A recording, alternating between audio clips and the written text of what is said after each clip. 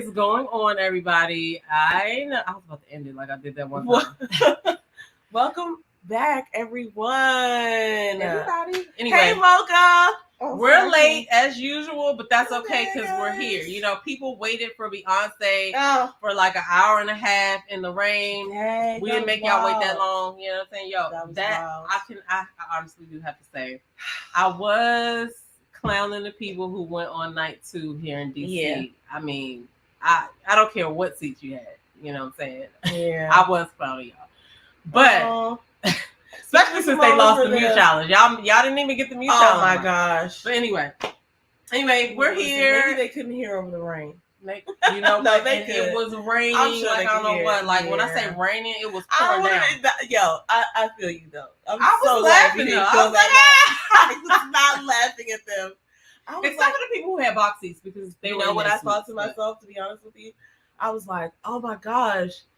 All the dancers in Beyonce have to dance in the rain. I hope they'll be okay. But I was like, oh, we went and prayed for her last night. They're good. you got good. So we did, as you guessed, go to the Beyonce concert. She has a shirt that says "Pray for Beyonce," and the reason why she has that shirt is because one, I made it, right? But we both wore those to the concert because it was an inside joke about these people saying that, you know. Yeah, listen. You want to explain that? Yeah, I understand what they're saying too. I'm not saying that she's not doing that. I'm not defending that.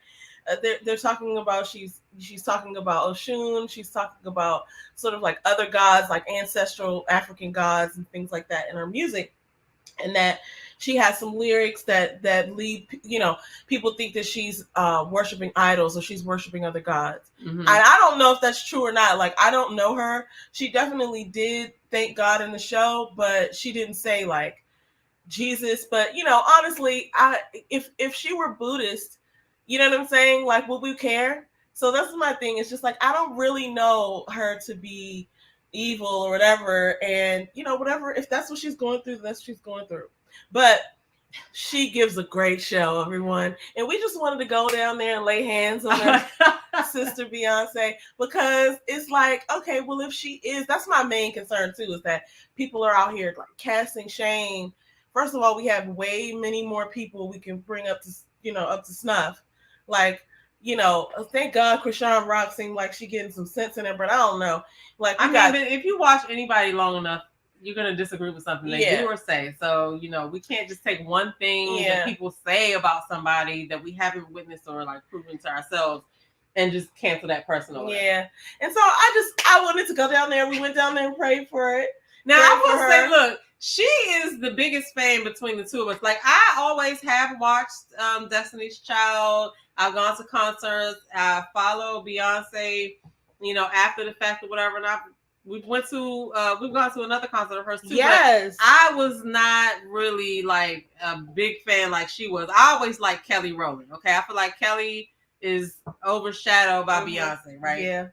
Anyway, that's just my story. But I think that after this show, I have a new respect for her, and I understand, you know, why people are the way they are about her. I mean, except for the people who like, well, I mean, she has that Michael Jackson effect. She can come out and she can come out and not say nothing, and then stand on the side of the microphone and push her hip out, and people will just go crazy, like, oh my gosh, she just moved her leg. Listen, and it was interesting to watch. You know what I'm saying? So actually, Prince Jackson, Michael Jackson's son, has said, like, in an interview that like his dad really liked Beyonce. Of course, he was really young when Michael Jackson passed away, but imagine if he was still here. But he really liked her, and he thought that she was mostly, you know what I'm saying, like, of our generation, like, she could command that type of attention. She definitely did. Biggest pop star.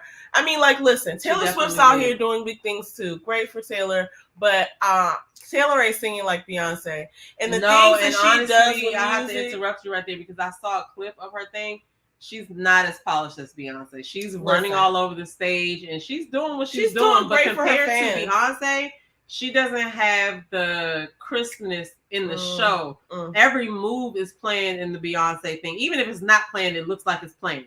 It's not like she's not running around getting out of breath. Even though people were talking about her doing a little two-step through the concert and not really dancing, she didn't need to. And that's the thing. Like, she did not need to, because she created her show, and she's like, I don't want to run around like that. This is what I want to do. And she was able to get the same effect from somebody popping and dropping or whatever by just walking a few steps and looking and slinging her hair and make. She's mastered the stage presence. You know what I'm saying? So yeah, Taylor Swift ain't got nothing to say about her, but the crispness of the performance or stage presence, I would say, because like I said, she could come out, Beyonce could come out on the stage and just look at everybody and stand over to the side and not crack a peep, and people will be losing their shit. I just was like, that is hilarious. Looking around at the crowd and stuff like that. That was interesting, but we had a whole conversation about that while we were there, about the people who used to scream at the Michael Jackson concert and fall out. But you know what? Okay, I did look at this too.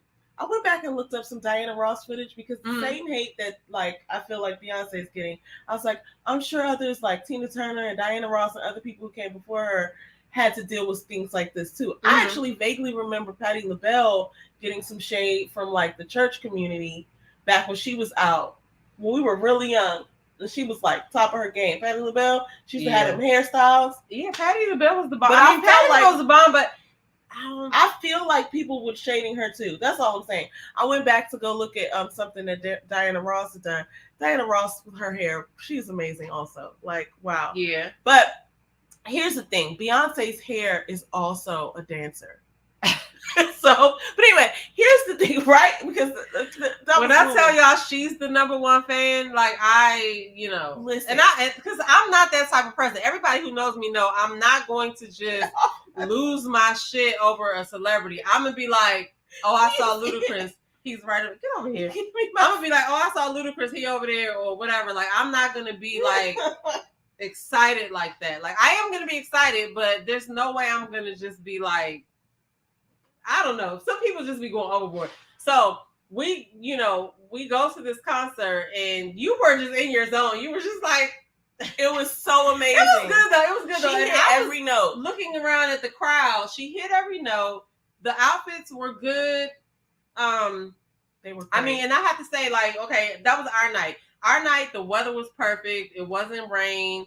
Everything just went. We walked up, went right to our seats and stuff like that. Now, the second night, it was like a storm. They had to wait an hour, like an hour and a half, I feel like it was, before they got in there. And the people who were already inside, they were saying they had to go under the concourse, and they had to, like, go under the covered ramp. Oh, you want me to show them? Let's show that, because I did find some video on Instagram of how it was. Now, when you in the stadium, it's already, crowded with some people in their seats. You walking through to get food and stuff, people bumping and everything.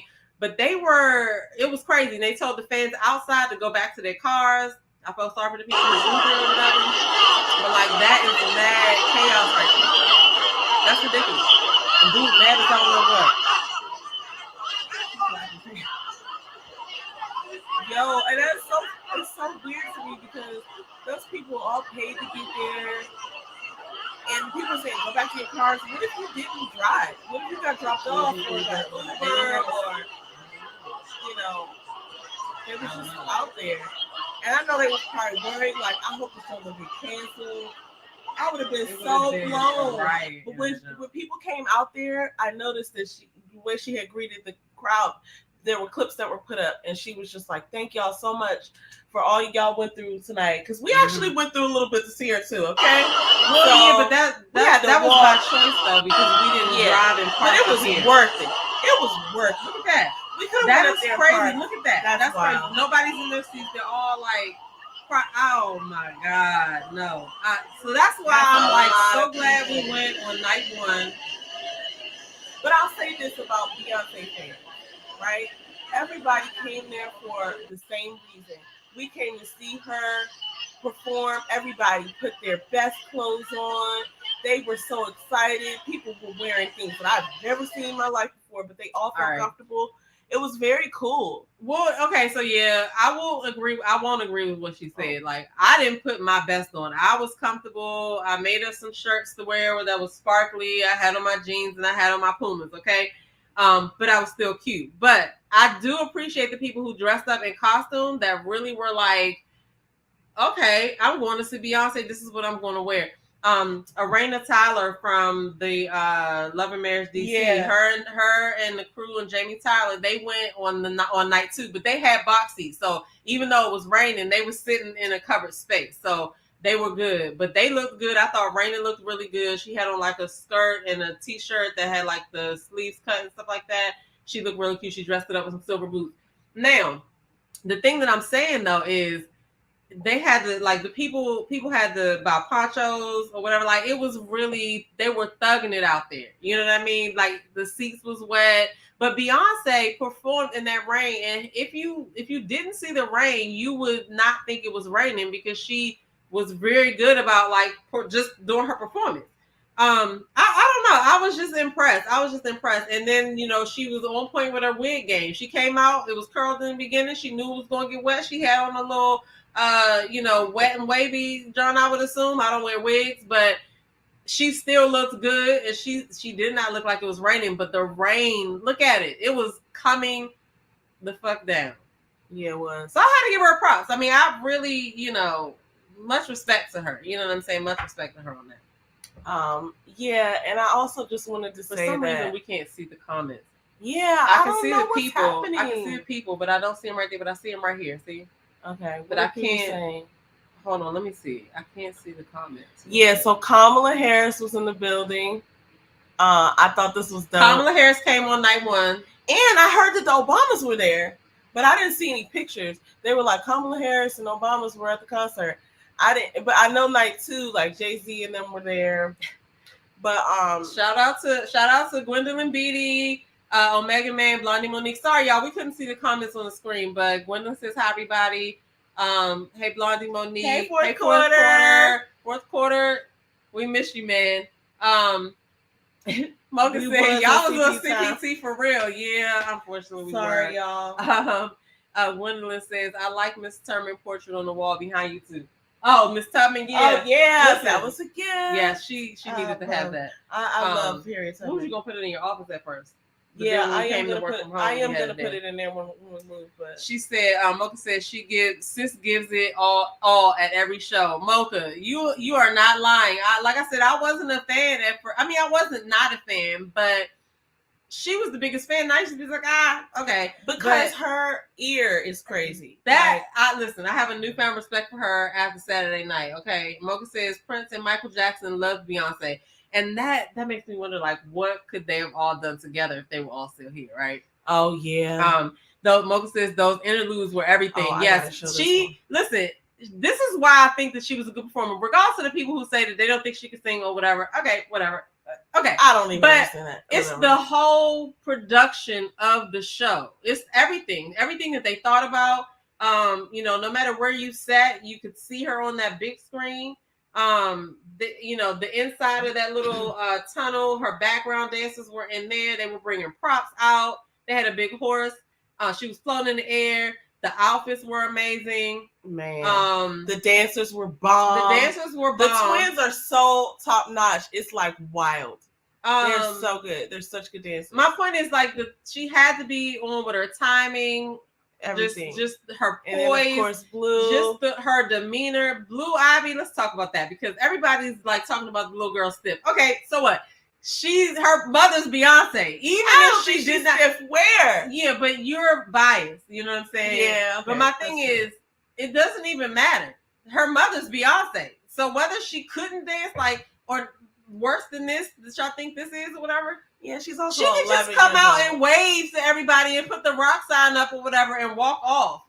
But she is, think about how she's gonna be in 10 years. She's gonna be a beast. Yeah. So I don't, I thought it was cute. She did it. I did too. I like the little pound they gave each other in the in that.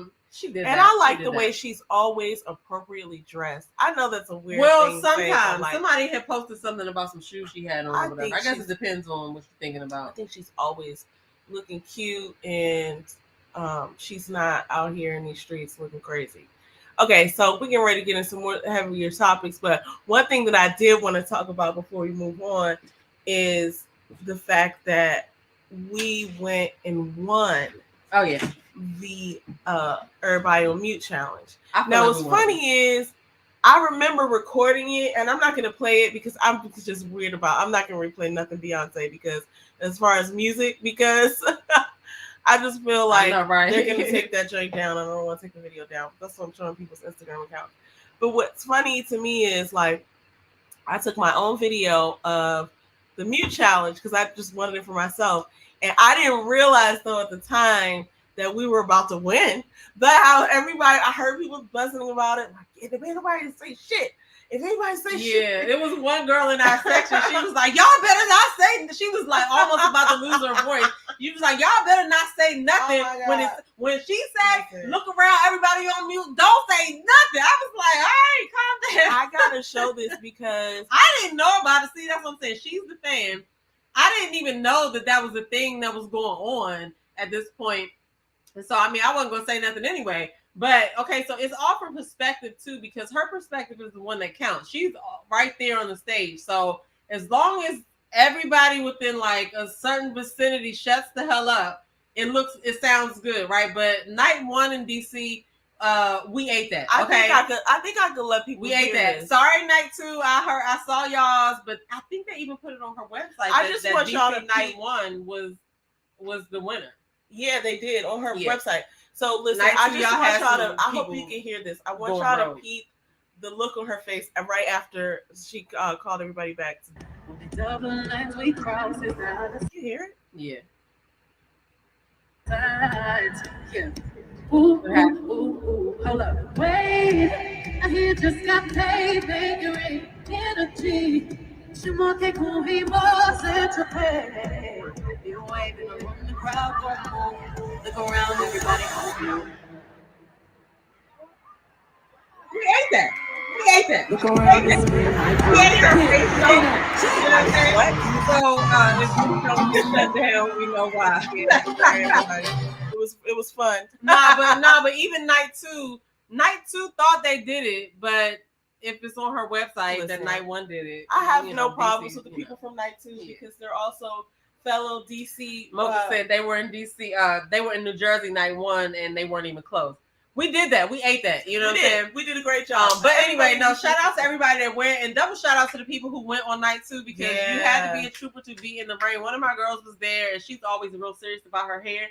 And she gets up in the morning or in the day she got to get her hair done early in the morning. And she got a short, spiky haircut. Oh wow! And so she be serious about her hair. She said at first she was mad, but then she was like, you know what, whatever. And she just got a little hood or whatever, and she just rocked out. So shout out to y'all because y'all actually endured the rain, sitting there watching. Like I would have been mad. It would have ruined my whole experience. So, but it was a good show, and dare I say it was worth it. I'm just glad I didn't have to be the one sitting in the rain.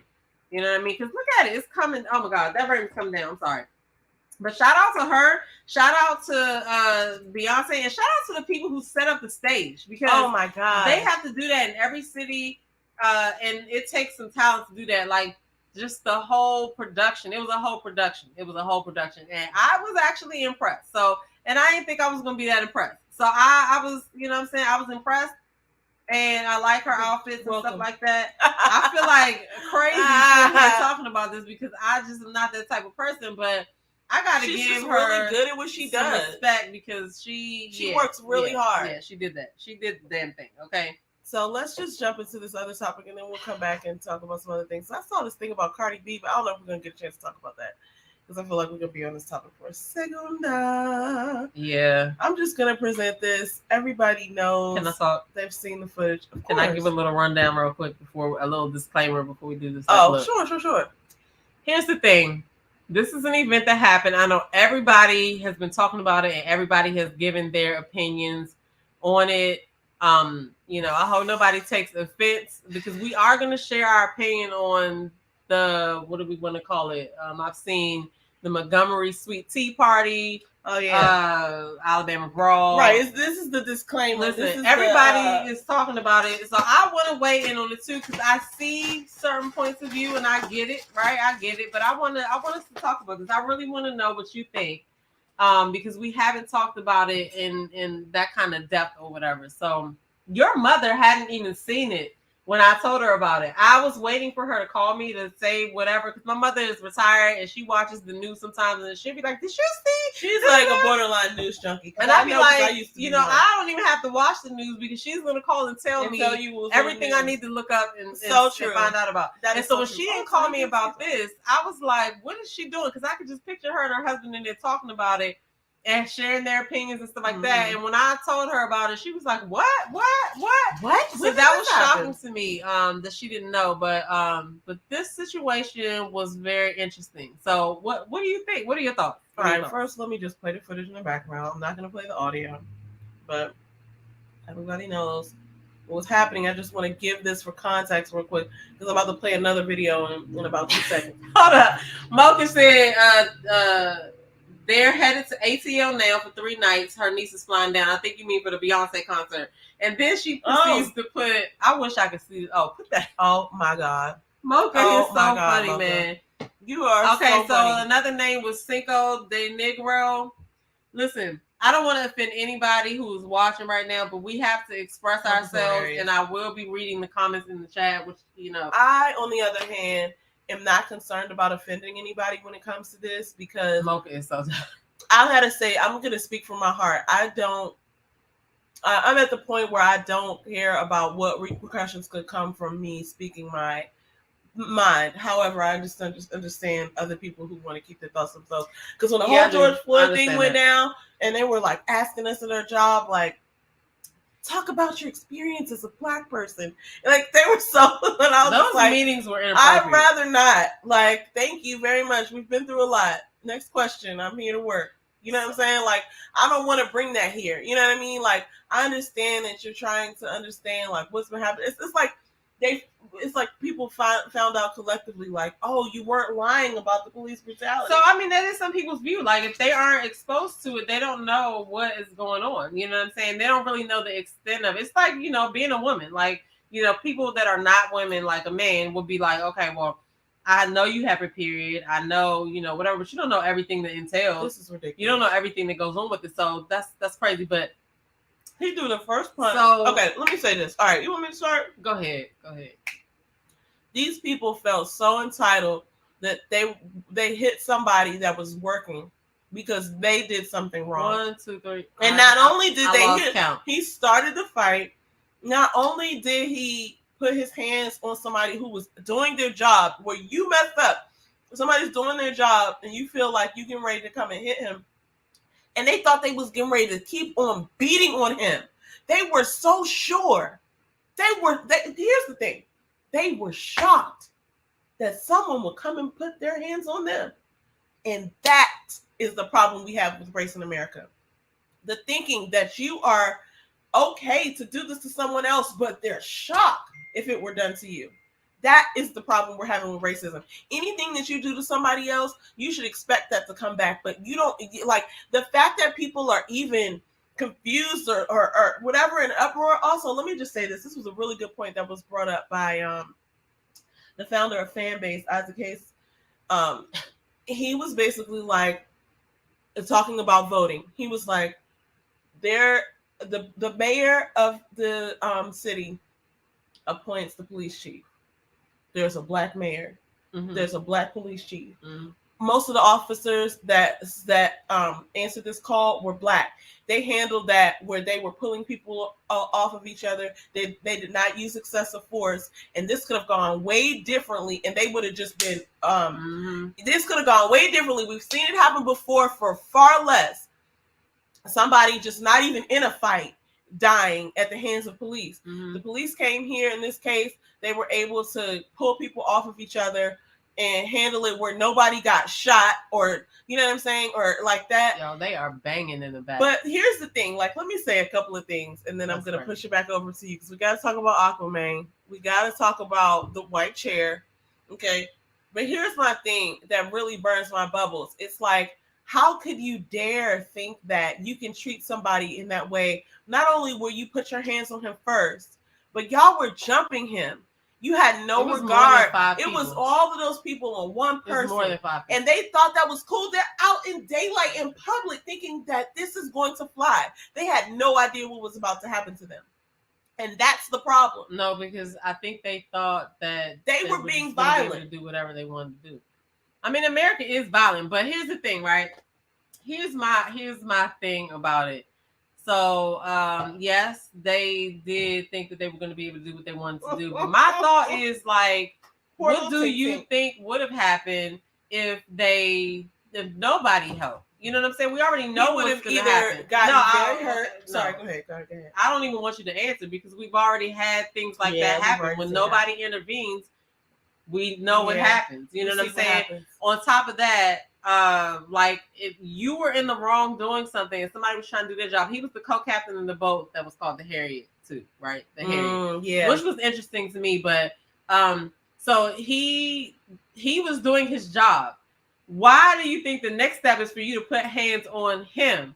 And then all of these other people, like I said, it was more than 5 people at the start of that. Why do you think that was okay? Like, and then everybody jumps in. Now, my thought is, yes, you know, they're trying to find a dude that was wielding the chair. But my thing is, after the fight breaks out, it's you can't put no rules in it. Like, and I don't condone people picking up things and hitting people with it. But if nobody would have ever touched the co-captain, then none of that brawl would have happened. But I did see an article about this group of people, this family or whoever they are that initiated the attack, because that's what it was. It was an attack, right?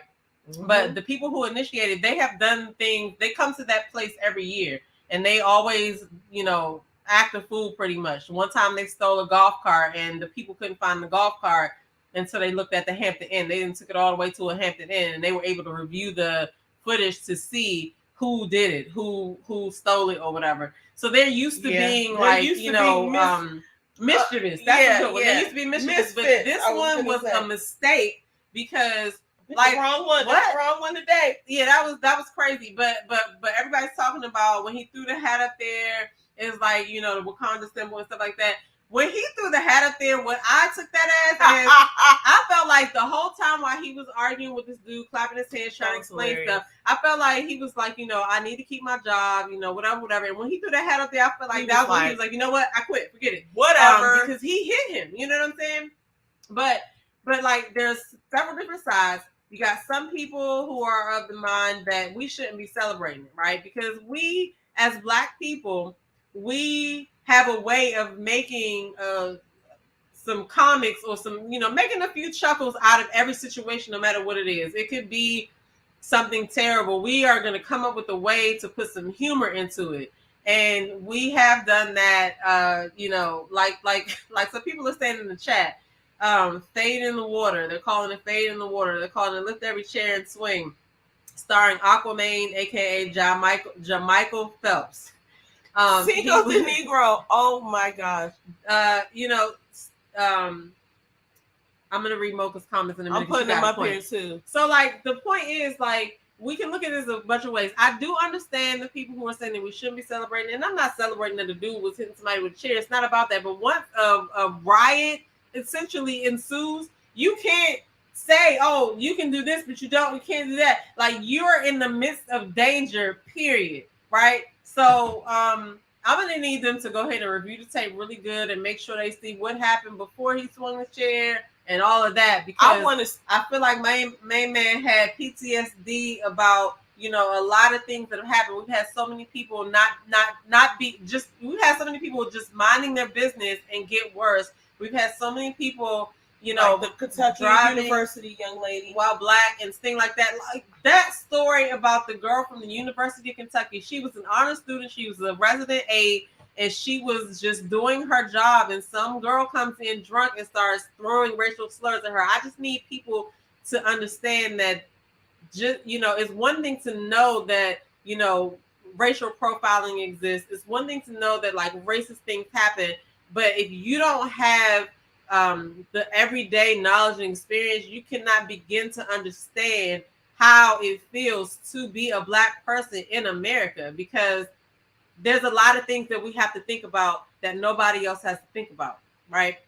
And so this situation just triggered a lot of people, and the people that were there were not willing to turn the other cheek and stand there and just let this man get jumped on by several people. I don't care what color they were.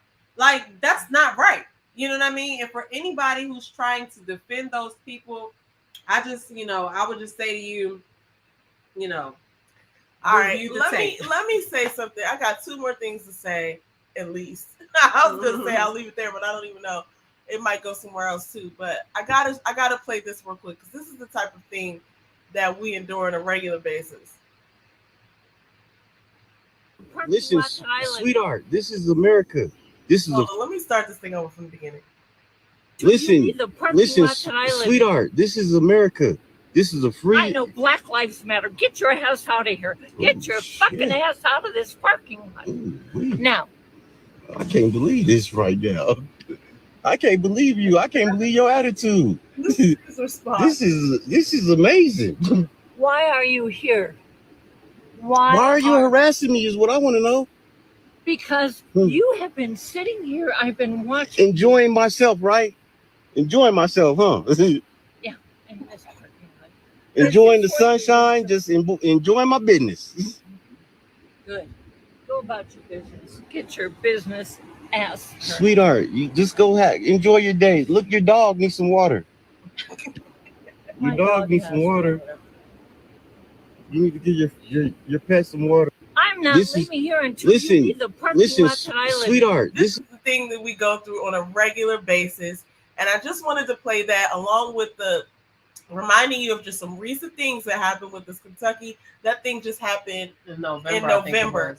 And so what tends to happen is we let these things roll off, and there are countless, thousands, hundreds of thousands, maybe even millions of things that happen on a regular basis. Yeah, because you only hear about the things that go public on the news, but nobody, I don't come home and just record all my, things that happen to me regarding that every day. So, think about the things that you're not hearing about. My point is, you should not aggress towards anybody for no reason, but especially with the climate that we in, they were completely, utterly in the wrong. Now, those three men have turned themselves in since last night, but they are being charged with misdemeanors, so they're probably out on bail by now. But the point is, regardless of whatever the law is, you can't account for somebody's reaction when they fear for their life or they feel fear for someone else's life. And that's what I feel like I saw there because, a regular person, that wasn't a person of color might think, oh, they were just fighting. But no, they were attacking. Multiple people were attacking one man. And that triggers something in people that, with all the stories that we've just had, I would not want to stand there and see anybody get attacked, let alone the way it was going, because we've seen something else happen on camera before. We've seen so many things like this happen, and there's so many things that don't get filmed that people just show up missing, or people can show up oh, they were hanged, right? But the thing about it is they'll call it a suicide, oh, they committed suicide. They hung themselves in the middle of the city. No, I don't think so. Or in a cell with nothing to really hang themselves People with. think there was that young man who got found behind the bleachers when his organs were missing or something. Rolled up in a mat. Certain things like that happen, and we see all the police brutality. And then you see these citizens who think that it's okay. They thought that there was no consequence for this, for them to go and put their hands on this man who was doing his job. Now, I do want to shout this young lady out because I watch her actually. She does this parking lot. I'm pretty sure people know who she is. Her name is Lene, but she does this. Lene. Yeah, and she's so funny. She does this parking lot tea or whatever, where she talks about, just Black issues and social issues and things like that. And she brought up a great point. That's why I'm bringing her up, because I want y'all to go and look this up on her page. She talked about how that same river was used for the slave trade. That same dock. And I was wow. Not only that, but the day before there was a Trump rally. 24 hours so they were fired up. Also, 2 hours before that happened, there was another sister and a group of other Black sisters that did a ritual for the ancestors where they put flowers in the water for the ancestors 2 hours before that. So, but yeah, so then we could get into all of the, different, I don't know. As a people, we just have the ability to find humor and a lot of stuff that is like crazy. But like I done seen so many like things. Martin Luther King holding the chair. So like, okay, you know. Oh my God, people took it too far. It's so crazy. It's too soon, people. But it was funny. Like, I mean, but not. I don't know. I like I said, they were wrong, and they were a bunch of thugs, a bunch of savage thugs that, you know, I don't know what they thought were going to happen. And I just want to say this too. If any situation that you're in that resembles like anybody like skipping up to you, pulling their pants up while they're skipping up to you, get the hell out of there. Oh, what's happening in my J-Dub voice? It's J-Dub voice. Wow, what happened there? No, you see the three dudes that was skipping up to the boat? Yeah. And somebody's coming towards you like that. Like J-Dub said, get out of there, man. Nothing good is gonna come from it. Yeah. The way he was skipping, I knew something was about to go down. Yeah. But I mean, listen, they don't put the Wakanda circles around people. Anyway, I don't know. This is something that I feel like we needed to talk about because no, it's not okay. And I think a lot of people feel like, well, I might as well do something when something like this happens because if I could get, you know, I could get hurt in a situation where I decide to mind my business or don't do anything. We've seen that happen. So, we're not condoning the women getting hit and stuff like that. But like I said, if there is melee and a riot, anything is bound to happen. Nobody pulled out another kind of weapon. But the chair is going to be sure as a weapon. But listen, here's my take on it. I think that just don't put your hands on people and you want. Listen, expect that. That's my quote. Okay, if you're gonna go out here and act like this, expect that back. Expect that. I don't think this, and I know we're not condoning violence and all this, but I would have been more upset if nobody would have come to help him. That's all I'll say. Because that would have been the second time we watched a public something. You know what I'm saying? Yeah. Like I'm trying to be mindful of YouTube and stuff, but like y'all know what we watched a few years ago, and those were police officers, granted, but it shouldn't be okay for stuff like that to happen. You know what I'm saying? And if you're whatever color, if anybody puts their hands on you, they're gonna expect whatever you have. I mean, they're gonna have to expect whatever you're gonna give back. Like, keep your hands to yourself. And in this situation, I don't know what they was thinking. What did you think was gonna happen? And it probably would always happen. You thought you was gonna imagine being on that boat watching that happen. No, like what? No, that dude swam across the. Let me just tell you something. So that was that dude swam across the river. Okay, that's another thing. If somebody is swimming to the fight, that was wild. And you about to get it. You about to get it. Because I think he was like 16 years old. I want to say he might have been. Oh my God! Is he okay? He hit his head on the table. Oh no! Yeah, he all right. You need to calm down and stop jumping. I'm about to put you in your crate. Come here. So bad.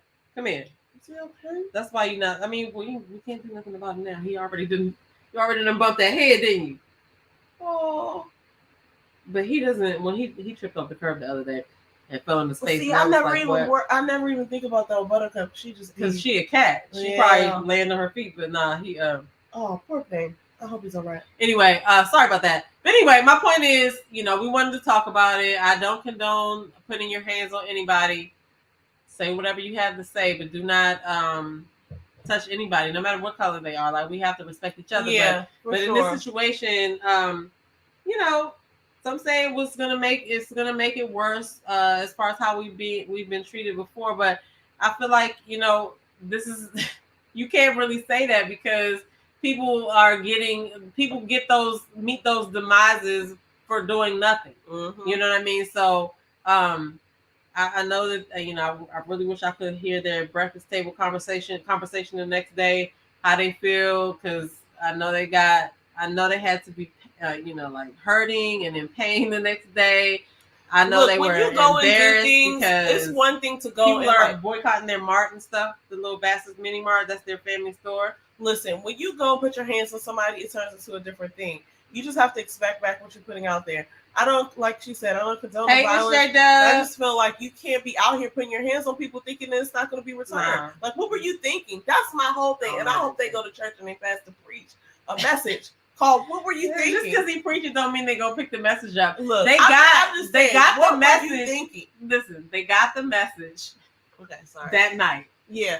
Nothing nobody says is going to do nothing. That was points were made. Like I said, we could be doing nothing and minding our business, and we've witnessed worse being done to us as the people. So my point is, no matter what color you are, you know what I'm saying, keep your hands to yourself because you just don't know what's going to happen. But trust and believe. At this point, I feel like nobody's going to, people are done standing around watching stuff happen. Yeah. We don't want that. You know what I'm saying? But like, I don't know if this J-Dub wasn't here when I said this, but if you see dudes skip up to you, pulling their pants up, whatever, get out of there. It's about to be. And then I also want to say that if somebody is swimming to the fight, be ready because nobody beat you. And I'm not condoning. Like I said, I'm not condoning the dude hitting people with the chair, but like when I don't know, like if you in the middle of a room and somebody starts yelling, fire or whatever, like you not thinking about stepping on nobody or nothing. You just trying to get out of there. Okay, so when you help incite a riot, you really, for me, I feel like you shouldn't be able to come back and say anything because you helped incite that riot.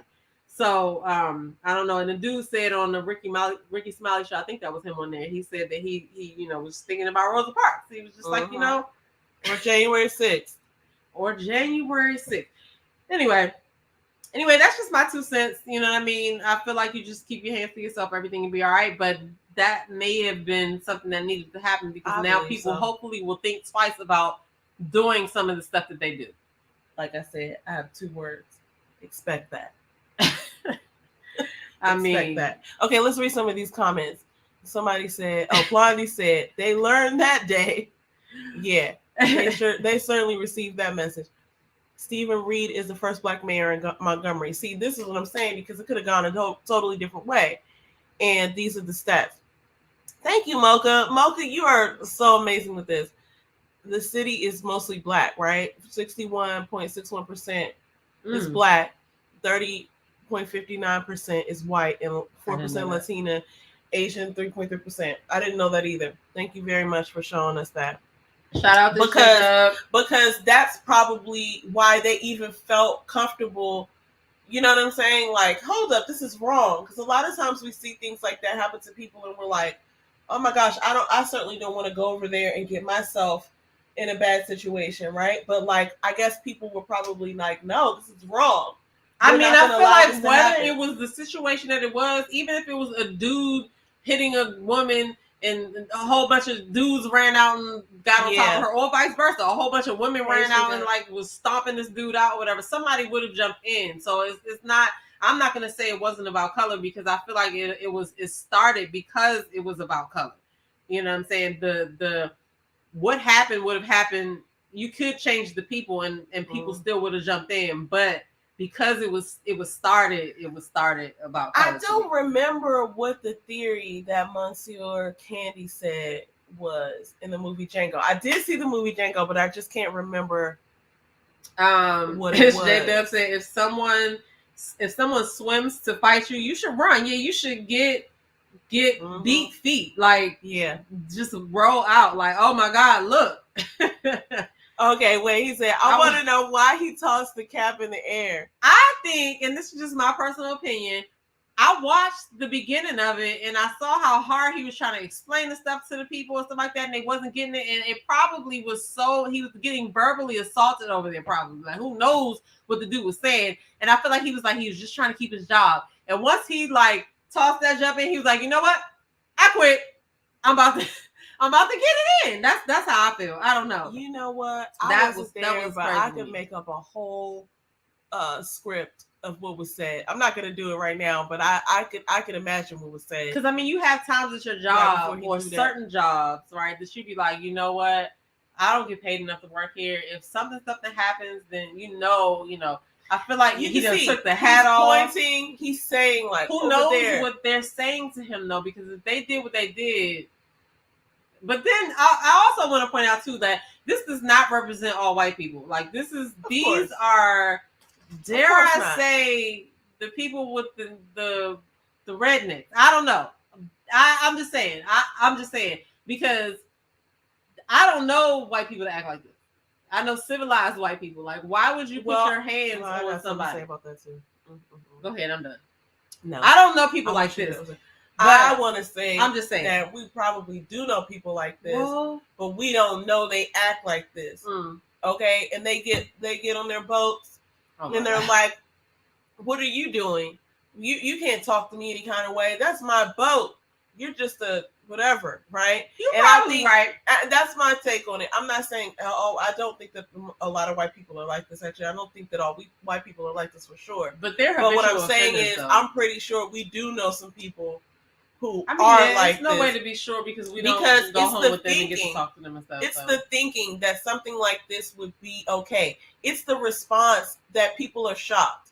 Like those of us who I wasn't shocked. I mean, well, I was shocked in a good way. I'll say that because I don't know. It didn't feel bad to me. I'm sorry, everybody. Well, it didn't feel bad. My point. See, he said, "I quit." All right, you know what I'm saying? Right.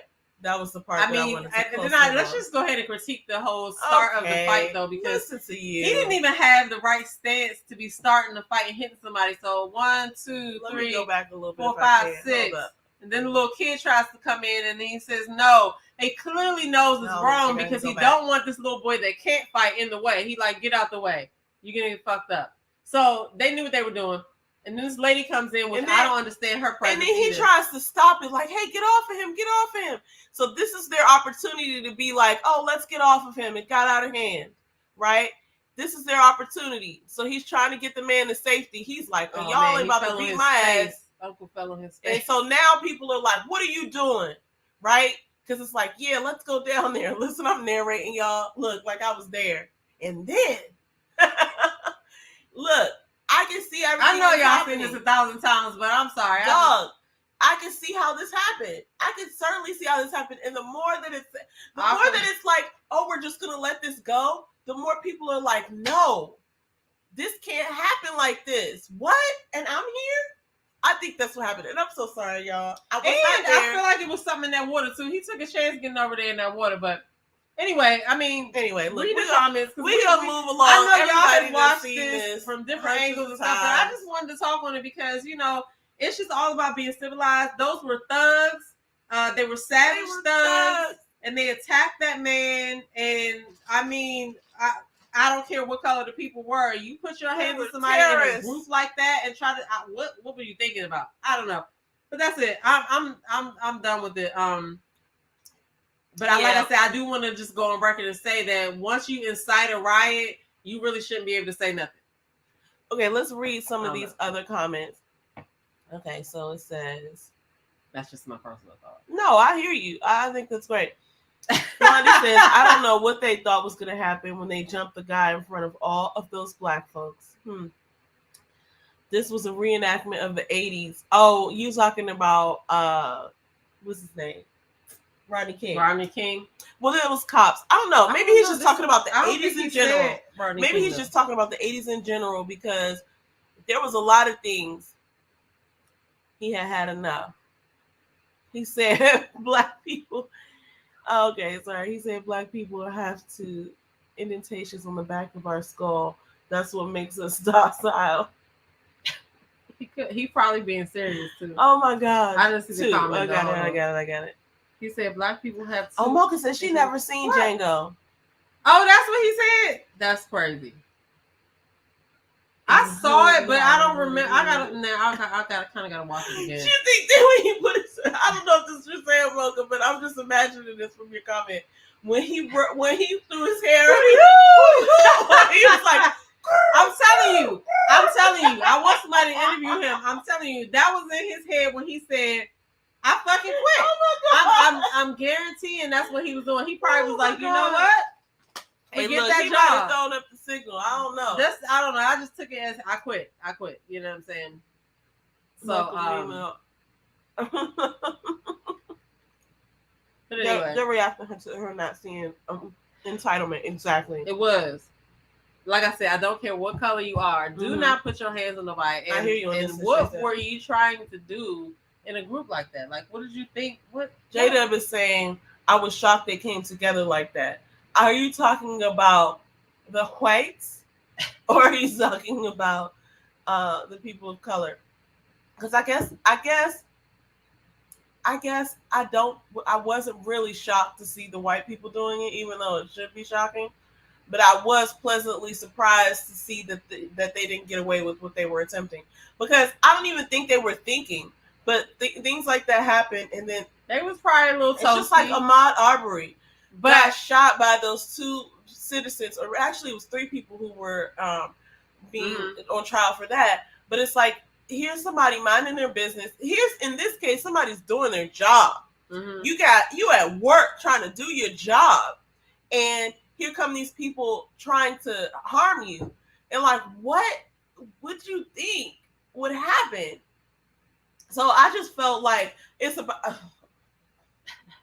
I felt like this is what's going to happen. I'm not going to say like it's about time, but I think that you will see this more often because people are tired of it.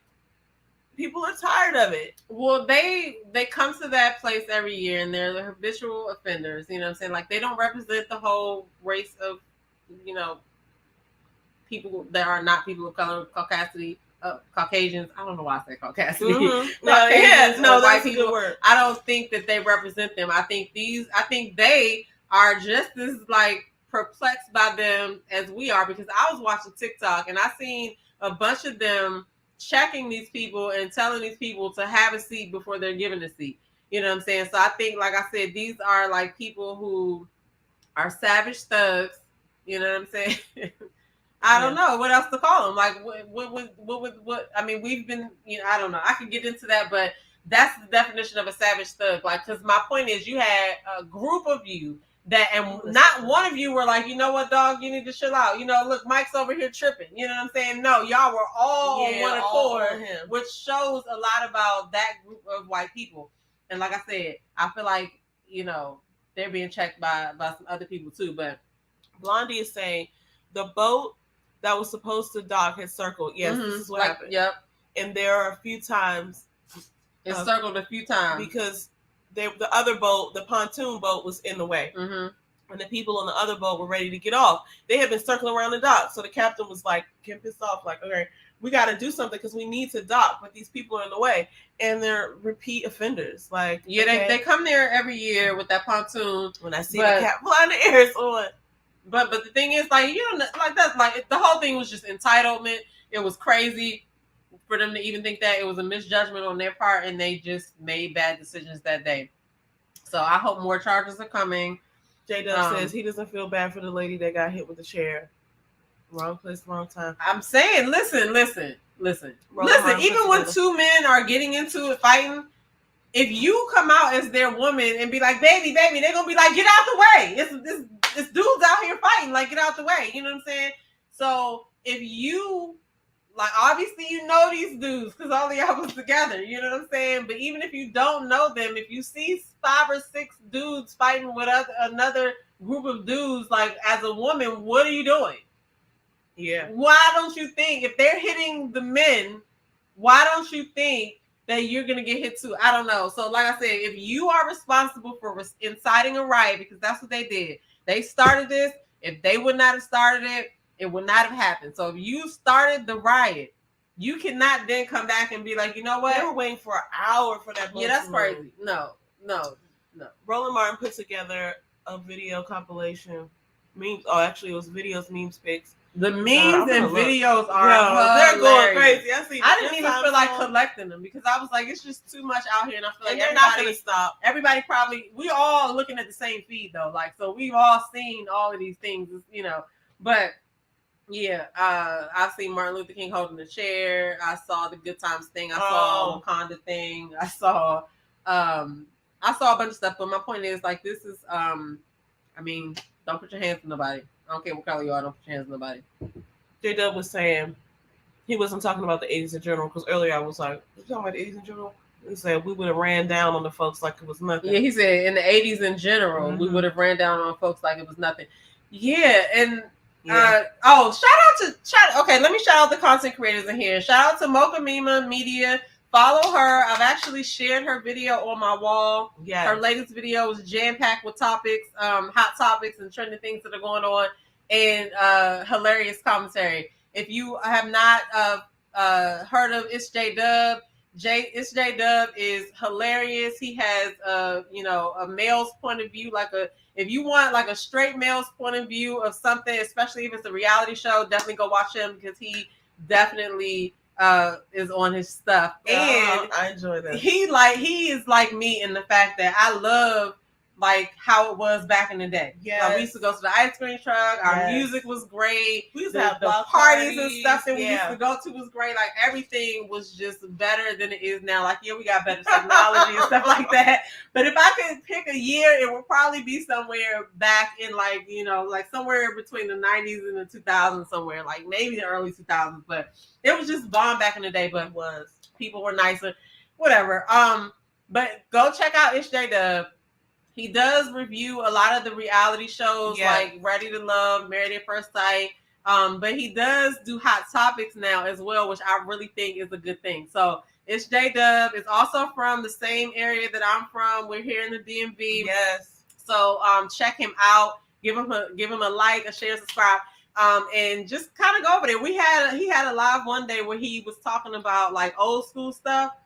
I was in that joint the whole live because it was just like a good little retro feel. It was a throwback or whatever. Sure. So yeah, definitely check him out. Subscribe to him. Who else we got in here? Blondie.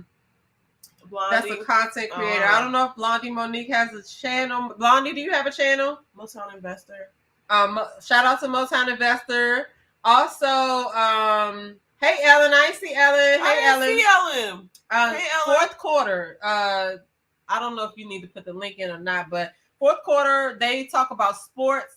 They also from the DMV. They talk about, all the playoff stuff and things like that. Fourth quarter podcast, but their channel is the number 4TH and then a space and a capital QTR. We're gonna put that stuff in the. I'm gonna put all the links to the content creators that I'm mentioning in my description after we end the show. But anyway, so back to what we were talking about, guys. Yes. So okay, we can ready to stop playing this, but we got to read the last couple comments. Oh, somebody said, what's one of us said, I got my Alabama Brawl t-shirt. Look, I just, we'll close on that. It's going to be a meme for a long time. For a long time. We're going to see what happens, with the case and stuff like that. But those people are being brought up on charges. And so they are trying to look for the dude that was wielding the chair. You know what I'm saying? So we'll see what happens with that. But I mean, I'm pretty sure he's like, okay. So on the better news, everybody, we'll come back to that. We'll come back to that as we see that story. Did we see all the comments? Yeah. Don't feel bad for the chair. In the 80s, our brothers and sisters, people mind their business these days. Yeah. Mm-hmm. Okay, my bad. No, it's all good. Let me make sure I miss one. All right. This is cool because I went to Spelman and I remember this used to be like a deli or a Chick-fil-A. I don't know what side it's on, but there used to be a Chick-fil-A down there and there used to be this deli. One of my friends got sick at that deli. I remember she was like, "Hey, don't put that juju on, slutty vegan." No, it wasn't her deli. No, I'm just saying, she's in the spot of this deli. I don't know. And she could actually be in another spot. She could be where the Chick-fil-A was, and we used to tear that Chick-fil-A. Listen, she is this girl, Pinky Cole. If y'all don't know who Pinky Cole is, she is the CEO of Slutty Vegan. She's actually from Baltimore. Yep. She has she's been doing the damn thing with Slutty Vegan. She has food trucks. She has several locations. She's actually about to open up another location here too. But being on a college campus is probably money. And so like that's the first one, and it's a lot of people, and she's all about her HBCU, so she's definitely probably gonna come to other campuses soon. But she also married. She just got married. They had another baby. Yes. She got married to Dave. I can't remember what Dave's last name is, but he right there. David Hayes. Okay. He actually owns a cheesesteak spot in Atlanta, which is funny, right? Like she does the vegan, and he got a cheesesteak spot, but like they're basically building their life together. Like they got so many properties. They have so many business properties and personal properties. They're building, like their children will never have to work. Like, so shout out to them. If you don't know about Pinky Cole and Slutty Vegan, I don't know where you've been, but check her out. But yeah, so now she's on the campus of Spelman, and I just can't wait to see how many other HBCUs she pops up in, because I know that's only the first one. And if it's anything like it used to be, you could use your meal card for the junk.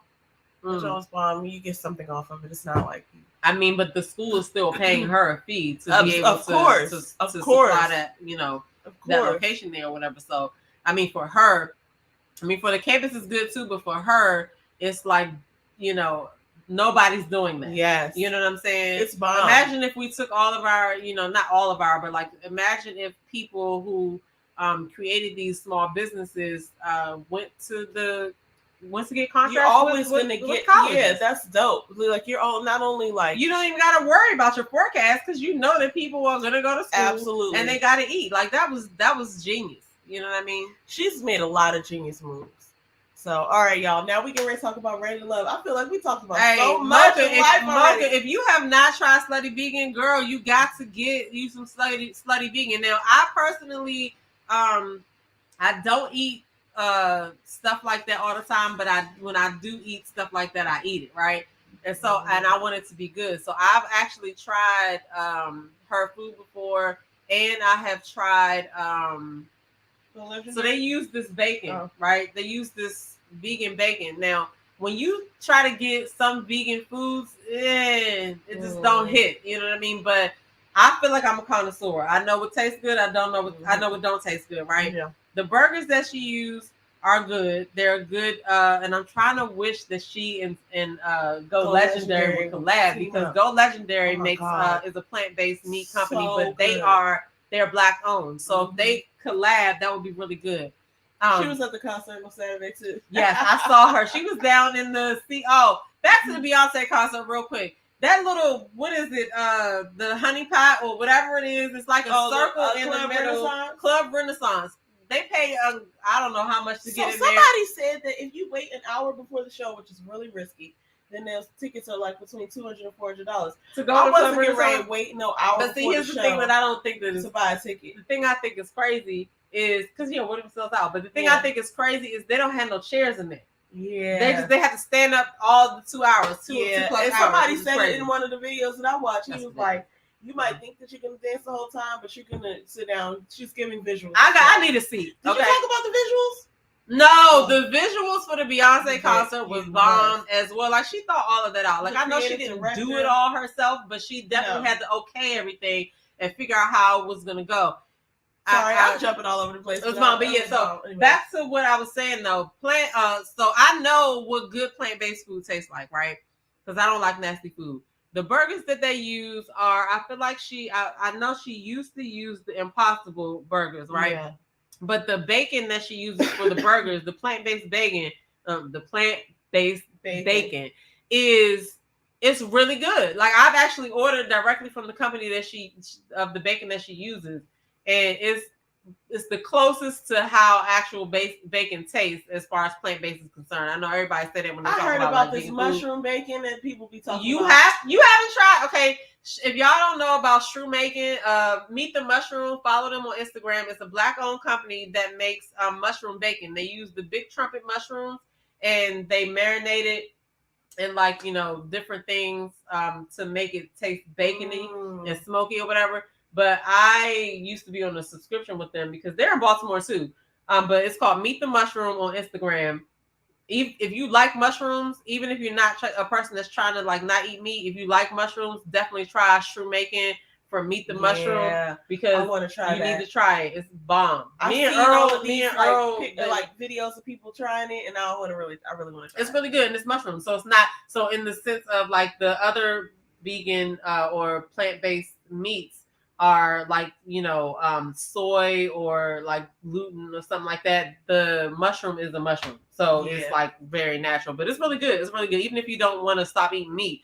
It's just a good addition to put on the salad or to eat by itself. It tastes really good. But anyway, my point is the food is good. You got to try Slutty Vegan. See if it's in your area. It is one coming, I think, to H Street. H is in Heat. H Street on I can't remember when it's coming or whatever, but he's so funny. Anyway, he thinks I'm playing with him, but he's going for my socks. He wants your socks, yeah. So okay, listen. Let's talk about Ready to Love because this Blondie, raw food is vegan. Vegan just means that it is not.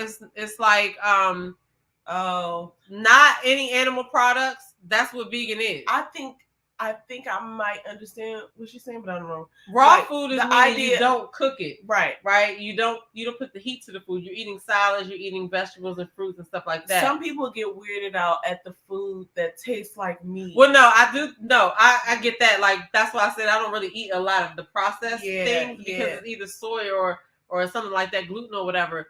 But being vegan just means that you're not eating things that have you're staying away from everything that's an animal product. Even your clothes, like you're not wearing certain things like that. It's a commitment. Yeah. I mean, so that's why I don't call myself vegan because I still eat, things that would be considered not vegan. Or even if you have like a leather belt or a leather, I have these leather planners or purse. Yeah. Or whatever. Like you would stay away from all animal products or whatever. And I do think that when people do go vegan, they should not continuously go for the fake meats because we don't know what's in that, and that's processed too. You know what I'm saying? But I mean, every now and then I think it's okay. Like if you go to Atlanta or somewhere that has a slutty vegan, you have to try it because it's slutty vegan. Sure, but I mean, like consuming it on a regular, Yeah, I wouldn't eat it. It's just like no, I'm just saying it's a process. So. There was this guy who did an experiment when we were younger. He ate McDonald's for 30 days or something like that. Yeah, I saw that was wild because I feel like he had all of those symptoms that were like signs of his body like not doing well. You know what I'm saying? Like struggling. And I feel like that would be what that was called. I wouldn't say it's the same as McDonald's, but I would think it's something like that. Where it's just like you can't always be eating fake stuff.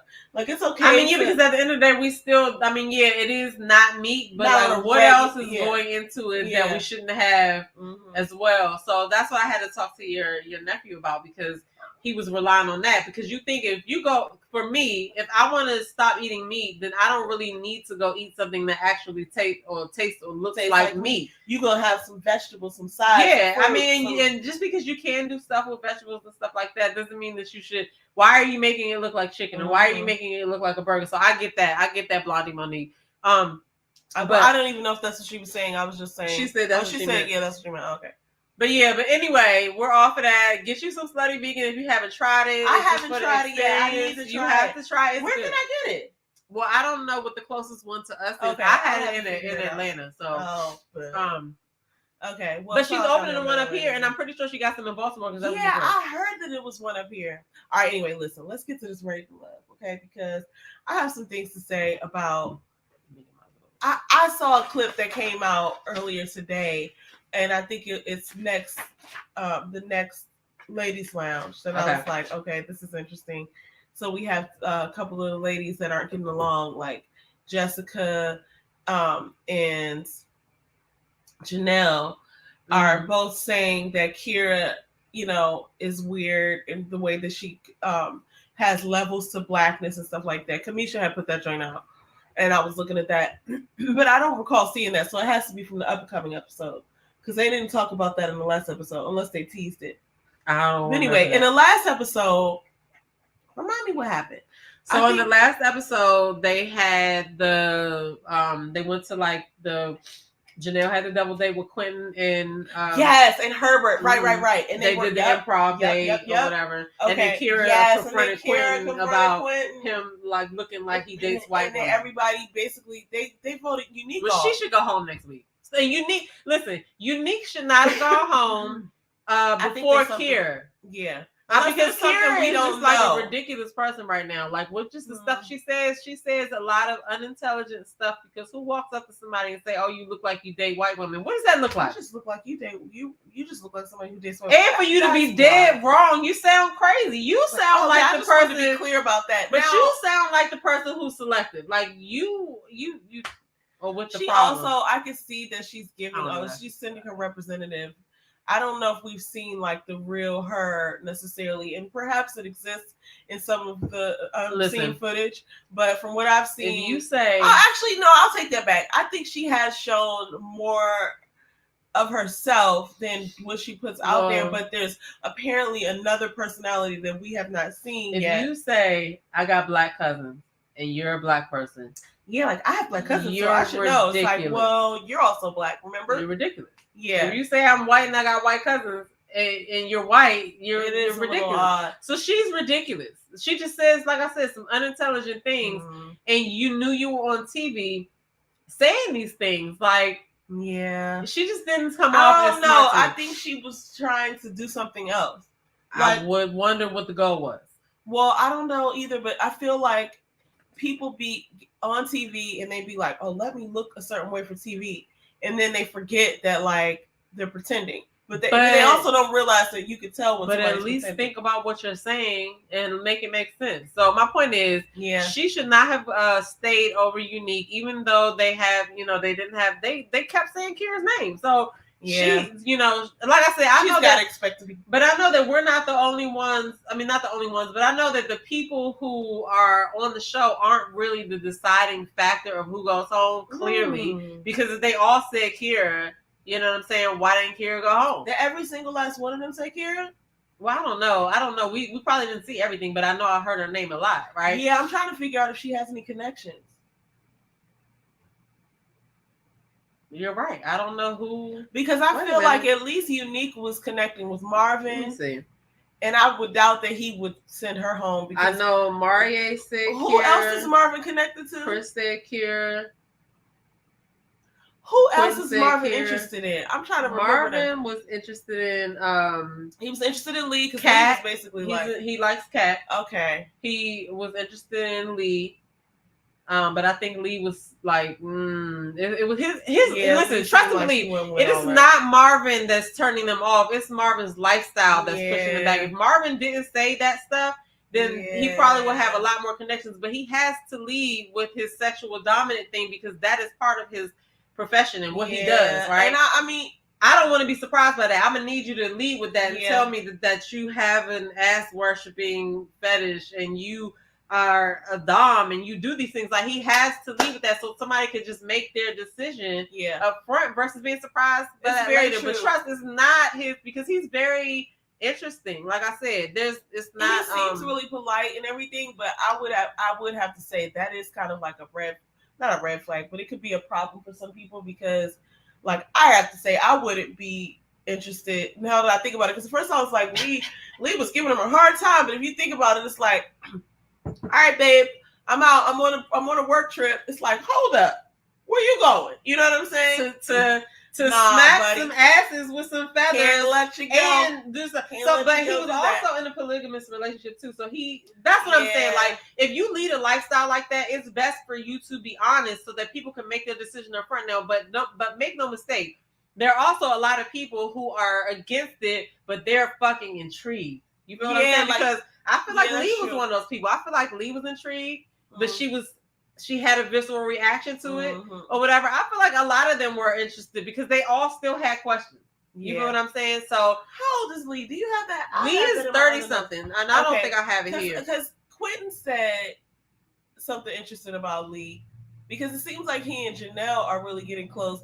But then when he was asked about Lee, he was like, that's his strongest connection or something. He's like, oh, it's like we're already together. Oh yeah, well, he said it's like we're already together. I thought I asked about Janelle, and he was like, that's my strongest connection. I was like, yeah. So how did you feel like you're already together? I don't know why everybody took that as that was his strongest connection, because him saying, the way that I took it was him saying it feels like we're already together, was that I feel comfortable with her and I feel like we already know each other. Oh, I didn't take it as him saying like, that's my number one. Grocery shopping. He just said it feels like we're already together, meaning I already know her. Like, it's comfortable, like we just vibe. But his strongest connection could be somebody different. You know what I'm saying? Yeah, that's how I took it. Okay, that makes sense. That makes sense then. So, I haven't. Oh my God, calm down. I haven't seen much that's happened with I guess Aries and Phil are feeling each other. Aries and Chris had a moment. Well, Chris had a moment. I don't think Aries and Chris. I don't know. Are they a thing? Chris said Aries was in his top. Okay, he liked her, but I think that the conversation got a little too deep. Because remember when he started crying his mom about his mom. Because I mean, like, after I thought about it, I was like, okay, he liked the way she was with her kids. Okay, so there's a whole bunch of other women with kids in the world. Like, are you gonna feel like that with everybody? Like, what are you talking about? Yeah, unless they had seen each other. I don't know. I think he got emotional. I don't know how long it had been since he lost his mom, but Yeah. She didn't seem like, well, we didn't see any footage of her saying like, that really got me and I'm so interested. But when we saw her and Phil, is that his name, right? Philip, yeah. He they looked like they were really excited to see each other because they had been having conversations. So they had said like, oh, I've been waiting for this. Yeah. So they sat down together and they were like vibing. And it's like, you know how when you talk to somebody for a while on the phone and then you see them in person again and it's like, okay, now I'm really attracted. You get more comfortable with them, yeah. I know exactly where you are, right? So I thought that was a good look. I could actually see them together. I'm just looking at them right now. They look like a fun couple. But I'm also just remembering people's ages. That's why I asked about how old Lee was, because I don't see Quentin and Janelle being together because of the age difference. She's 41 and he's 33, I think. I mean, that's not that much. You know what I'm saying? I don't see why she wouldn't. Like, it depends on her preference, though. You know what I'm saying? Yeah. Because he really likes her. I feel like he really likes, not really likes her like he's smitten, but I feel like he's feeling her, right? Mm-hmm. He picked her up when they were playing that pickleball game or whatever. But okay, do I see them together? No. I feel like I don't think Janelle's person is there at all. I don't think Janelle's person is there at all. I don't think any of those dudes. I think if it was anybody, it would be Herbert. Sure. But I don't feel like Herbert's still trying to explore his options. Ooh. That's what I think. I think Herbert's trying to be nice. I don't think Herbert is ready. I think if it was anybody, it would be Herbert, but Herbert wasn't ready to just be like, because he's been talking to somebody. You know what I'm saying? Yeah, and Sierra's really into him, and I can't understand whether he's not into her or whether we just not seeing them. He's still trying to keep his options open. Yeah. You know what I'm saying? At this point, we're on episode 5. She been flirting with Herbert, though. Yeah, but so funny. Then you still got to figure out, what if it's not her? Let me keep my options open for everybody because I got to still be voted to stay here. Yeah, sure. That's true. I'm saying? And he doesn't have a strong enough connection with anybody to just be like, oh, well, I'm locking in. We don't even see that kind of connection right now. Nobody has that kind of connection in my mind. No, because we've seen it in some episodes. We've seen it like a few times. Yeah, a few times. Yeah. Now, Jessica and Chris were supposed to have a connection, but when they went to this improv thing, Lord, that was weird. The way that whole thing went down. She kind of like, and I know they was like doing improv, but she kind of went all the way there and started not jumping down the throat or whatever. Like, it was improv. It wasn't real. But she just kind of took the stance that, like, you should be listening to me. And he was like, oh, well, I'm looking for somebody who's going to compromise and be looking for a solutions based. And so that was interesting. But Kira by far did the worst at improv as far as I can tell. Kira did not want to be there. She didn't even do the improv. She didn't want to be there. When she first got there, she had the stank face like, what is this? So she, and then she admitted, though, that was outside of her comfort zone. Later on, she admitted that on her little date or whatever. But what I wanted to say, piggyback on what she's already acting. Probably. Yeah, acting side of that. Yeah. And so, but she thinks she's acting and she's really looking crazy. Mm-hmm. But back to what you said about Jessica and Chris on their improv, right? I felt like I wanted to know what was the last conversation they had? Because it felt like she was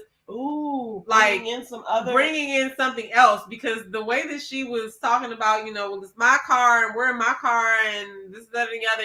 I don't know, the way that she was, it just kind of seemed like I'm sure he was confused too. Like, okay, what's happening right now? You know what I'm saying? I felt like that energy stemmed from maybe something they talked about, because she was the same one walking him around the party before he left, had to go to work or whatever. If I was doing improv with somebody, I feel like I would be trying to make it be funny, you know what I'm saying, or fun or whatever. So if there was, if they made them talk about their non-negotiables or whatever in that, I feel like they should not do that. Let them just do improv, or maybe she go. Just don't include that somewhere else. But that's what I'm saying. Like, but the energy she brought was just like, it was pretty mismatched. Yeah, it was a little hard to look at.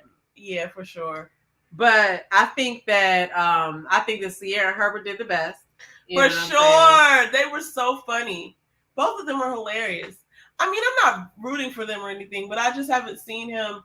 I haven't witnessed him reciprocate the flirting that she's doing with him, and so I kind of wonder, is there something there? But I think they want the same things, and he said that. But that's what I'm saying. He hasn't reciprocated the flirting really with Janelle either. He just kind of answering questions. I thought he did, because he would say things to Quentin like, "Oh yeah, not to whatever. Yeah, that's my woman now." Whatever, some of that is kind of seems like I'm supposed to say this. Yeah, the cameras are on, right? The cameras are on. So yeah.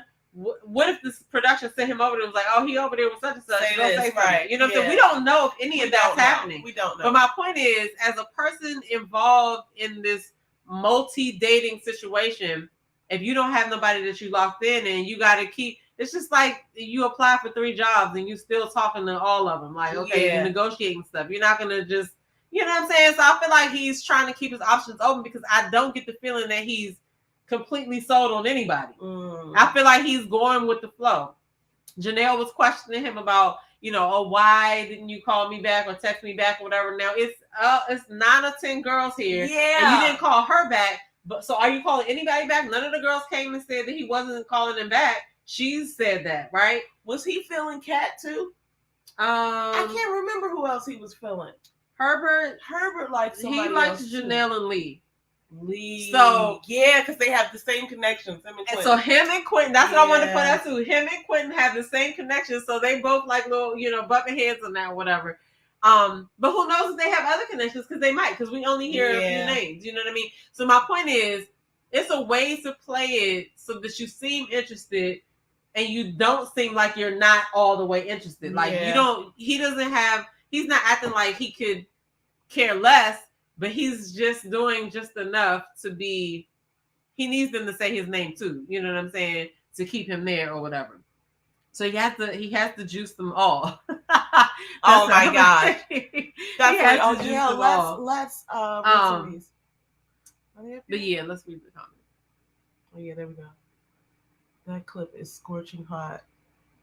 I don't know what that was. My bad. What? The clip is scorching hot. I agree. That's ignorant. Oh, she might have been talking about the clip that you said you saw on Kamisha's channel, or the we were talking about the improv too. But yeah, Aries seemed disinterested in him. In Chris, I'm thinking she's saying. Who do y'all think Aries likes? Like, who do y'all think Aries is really feeling? Because I thought she was feeling Quentin. Because they were even sitting at the get together at her house. They were touching each other's. They had each other touching each other's arms and stuff like that. So I don't know. Aries is a beautiful woman. I feel like Aries is a catch. So, but I mean, Quentin is a younger guy, and I don't know. I can't do the younger. I can't do the youngest. See, you're funny because I just said that, and you were like, "Well, it depends." But I know with Janelle, you said Janelle and Chris though, right? Oh, no, I'm talking about Janelle and Quentin. But Janelle is different than Aries. I like Aries, and not that I don't like Janelle, but I feel like Aries has some sense. You know what I'm saying? And Janelle and she seems not more all the way having the sense. Yeah. She seems so more, for her, no, I can't, because I feel like I identify more with Aries as a person, right? Yeah. I can't take the young and serious, but Janelle and Quentin, I can see that, but I don't see Quentin as Janelle's person. I see, if it was going to be anybody, it would probably be Herbert, but I don't know. I'm just throwing shit out here because of where we are in season 5. I mean, episode 5 right now. Anything could change, though. You know what I'm saying? Anything could change with this cast and this show. We already know. So I also want to know how y'all feel about Phil, because we don't really get to. I mean, we see Phil sometimes. He seems like a jokester. Let me tell you something. What I feel about Phil. I really appreciated the way he went and sat down with Tequila and was like, well, sometimes you're just not feeling somebody and you got to be able to do that. He was real about that. I felt like he was really chill or whatever, but and we didn't even get into Maria yet. But there was one clip, and I think it was just how it was edited, where Phil was talking to, I think he was talking to Kat, and she was saying like about baby mama drama, like she doesn't like, and when men have young kids, because she feels like, I guess they're not done with the mom or whatever. I guess she's had some experiences like that. But you can't judge everybody like that. And his from the reaction that they show, I don't know if that was his reaction that was in sequence of after she said that. But from the reaction that they show, it seemed like he was like, like either he has small kids or he has some drama in his relationship or something, or maybe that wasn't even a clip that they were showing right after. Yeah, they could have mixed and matched that. But I thought that was interesting, the way that panned out. But that's how I feel. I feel like Phil is a good guy because he seems real. When he was sitting there talking to Aries, it seems like they really connected. And I would think that, he likes Kat though. Well, that's who they showed us that he liked. They don't hear. Yeah, they don't show all their answers, but let's look at some of these. Christopher actually said, yeah, because there's the new Chris. So there's two. They didn't show him that much last episode either. Christopher, have you seen his Instagram? No. All right, let me pull it up real quick, y'all. I gotta show her this Instagram Chris and because Christopher I did not realize that Christopher was. I wasn't even looking at Christopher like this. Okay. Oh, is he like a good-looking person? I mean, he's attractive. He doesn't look bad on what's his name? Mocha said the cast is giving me nothing so far except indigestion. I think that's what we was talking about. Who's gonna make it? Or like who I didn't even realize that was him. I was like, who is that? Oh, he got the Thug Tupac drink. But okay, no. But here's some other ones though. Hold on, let me go. Let me take this away. He got a different little. He like one of those people who got different looks. You know what I'm saying? Yeah. He can look a couple different ways. But wait, but that look just doesn't do it. You know what I'm saying? This one or this one? No, this one. He looks like a country boy on the show when you see him on the show. Nothing wrong with him. He's an attractive guy, but and he so apparently he did a little bit of modeling. You know what I'm saying too, or whatever. Which I wasn't. I was like, okay, that's even a different look. You know what I'm saying? So anyway, y'all gotta go to his Instagram. His Instagram is CRuff, CRUFF88. That is the guy that was one of the curveballs that was added to Ready to Love. But yeah, I don't know. We didn't see a lot of them, but understand when they edit this stuff, they have all the footage of everything, all the dates and stuff like that. But they're creating their storyline and they're taking out shit that we probably need to see. And people that we probably need to see to fit whatever they are trying to do. Now, I don't know why they let Kira stay, but I hope she goes home next week. No, well, she won't because the women have the power next week. Yeah, so she's gonna be around being in the. Maybe she'll change her story, but I don't know. She's gonna get voted off. I mean, you can't be in the bottom like that and then not have a connection unless she really pulls one out the park. And you remember when she started, everybody was all talking about white boots. But Christopher likes her though. Okay, so that's her connection. Well, yeah, he just got here though, so let's just see what he's gonna. The men are really feeling Kat. You know what I'm saying? Motown Investor said, "I like Chris with the private chef. I have a young woman who's interested in him. Please have him on your show." We'll have to think about that because we've been going back and forth as to whether we want to like interview the cast. We wouldn't be opposed to it, but we would just really want to. It's a lot of drama involved. My with that thing sometimes, is, I don't got time for and that. I literally would. There's people who I would love to meet if that happened. Like, oh, I got to meet this person. I wouldn't be, against it. But other than that, it's just like, Okay, because here's the thing too. I want to say before we move on, there's a lot of bloggers that interview already. So it's like, do we really need to join that group? Or do we just promote their stuff because they get all the juice? You know what I'm saying? You got Kamisha Reviews, you got Miss Sabrina Soul. A lot of them will go over there to interview because that is a very comfortable space for the cast because she has been there, right? If you're not following Miss Sabrina Soul, check her out. She always has her review panels and she has other bloggers on there too. Yep. It's a great safe space. Kojo does very good interviews. Crystal XO does interviews. So it's like already people that are doing that. Doing it, and I love watching. Do we really need to ask them the same questions? No. We're here to discuss those interviews. You know what I'm saying? I love it. You know what I'm saying? But I just, I don't know. We'll see what happens. So that's never. I thought Aries liked Quentin, but he's younger with no kids. Yeah, that's what I was thinking too. But also, he's younger with no kids, which makes sense why Aries might not be the right person for him. But also, Janelle, I don't recall her saying that she was wanting to. She said she would adopt. So I don't know how. I heard her say. I don't know how that's gonna pan out. But she could have said it and they ain't played it. Yeah. Right. I So haven't we don't seen know. Aries enough. I feel like sometimes they just don't show people's dates because we always hear this on the post interviews where people are like, they didn't show when we went here and I did this. Mhm. Like I remember way back with Dakia, she was like, there was a date with her at her dance studio, and we didn't get to see and that. I was like, wow, we needed to see that. You would think they would show that because she is a dancer by profession. You know what I'm saying? Like she worked at NASA and then she also had a dance studio. So you would think they would show that just to show a part of her. But that's the thing. I always say like that they are keeping stuff that they're purposely keeping stuff for whatever reason that the crowd, the audience should see, because sometimes they have people pegged as this person and purposely not showing them talking about their family, talking about the whatever they're doing.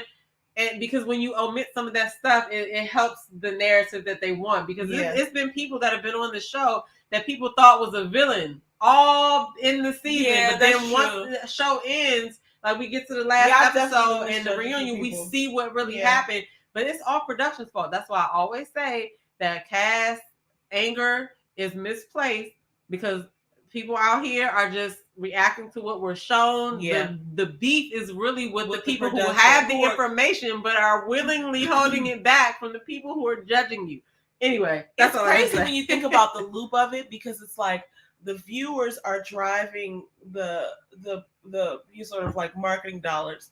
So our interest in the thing keeps them going, and then they create these storylines, but it's like they think they know what we want to see. Really, we want to see, more about these people, but they are creating a storyline that they think is, interesting enough to follow that'll maintain viewers.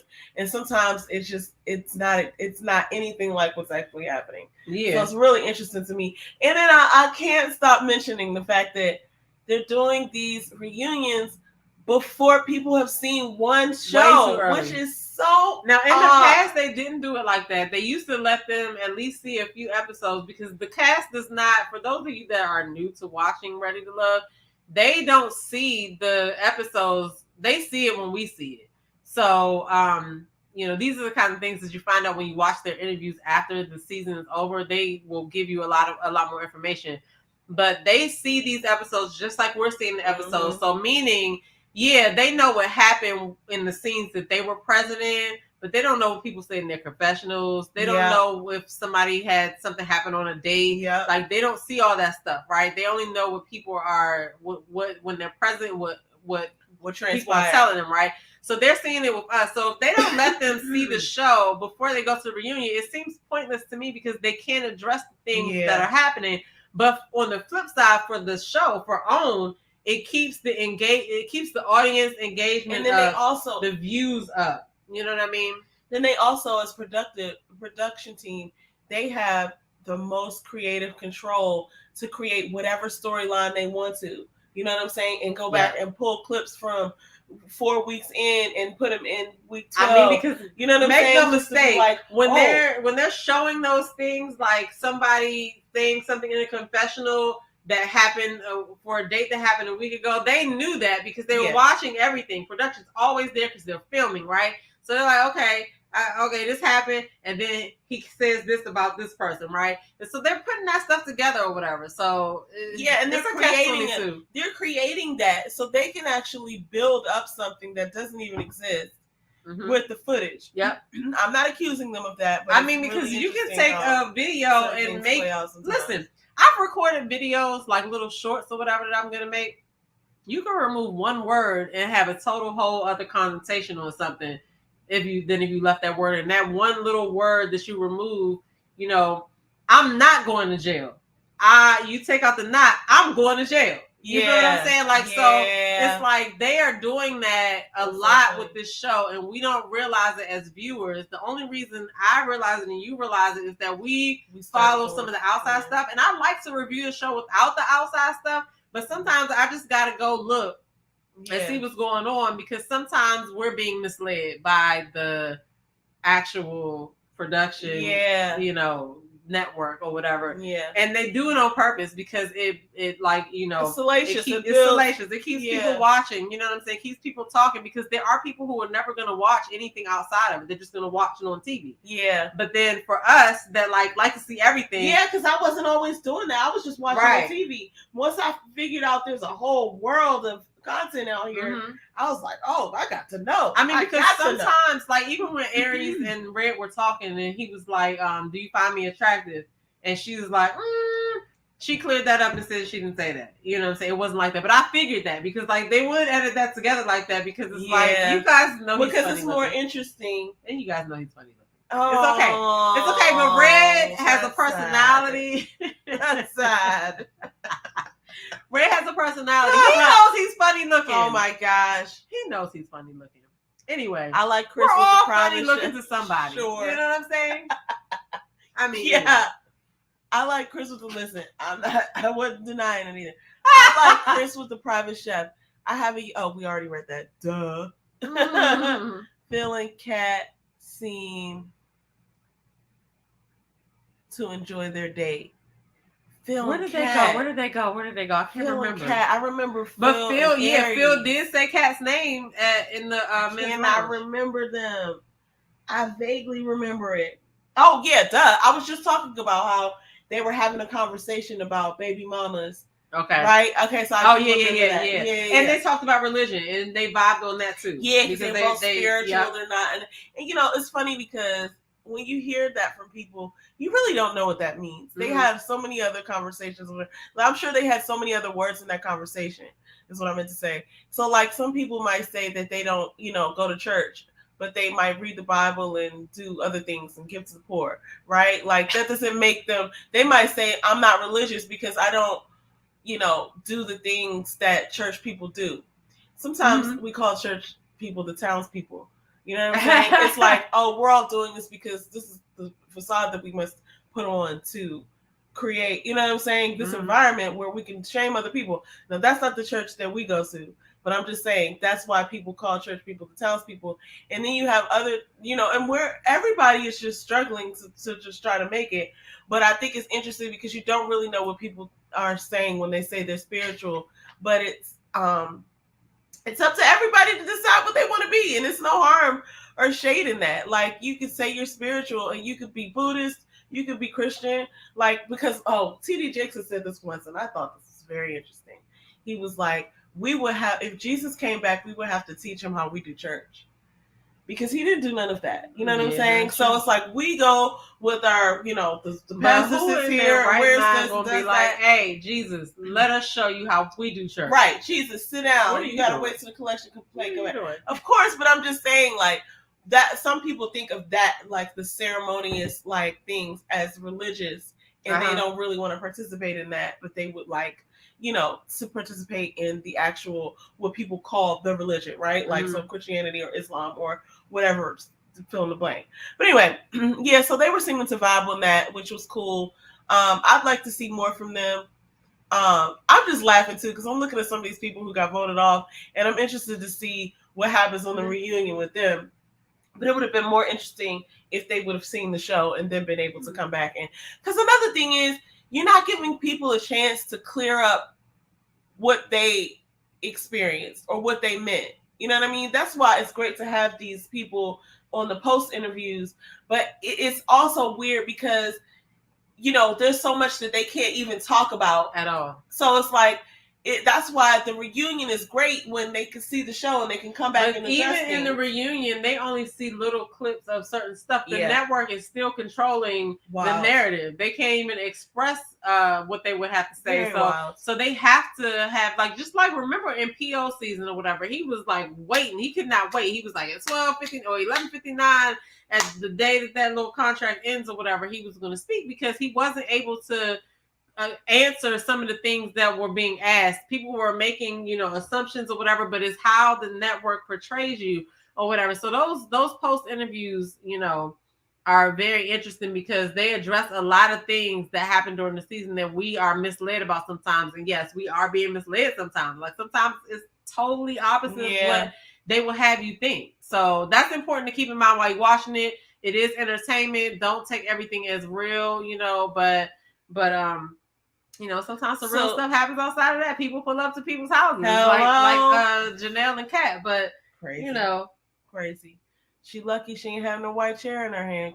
All right, so it's too soon, everybody. Oh my God. So listen, Blondie says, I'm sure Marvin gave them more, but we aren't seeing it. Yeah, he seems like he did. He said he talked about his family. Marvin can sing all types of stuff, whatever. He's a nerd. He got a whole bunch of different swords, and they're all from different like movies or whatever. Mm-hmm. Marvin is very interesting or whatever. Aside from the dominatrix sex thing, Marvin is very interesting. Yeah. So I mean, like, understand. Can you imagine bringing him and introducing him to our aunt? No, I would never. No. This is my guy Marvin. He's an erotic author. I can just hear my aunt right now. No, my God. But I think Marvin is interesting. Like I said, I don't want to be alone with him, but I think he's interesting. But I think that he's only getting the rap that he's getting because of his lifestyle, because he seems like he's a good person. But he's going to get more attention now that the show's aired, and that's really the thing. Yeah. I think people should position themselves, even though these people are coming here and some of them are really trying to find love.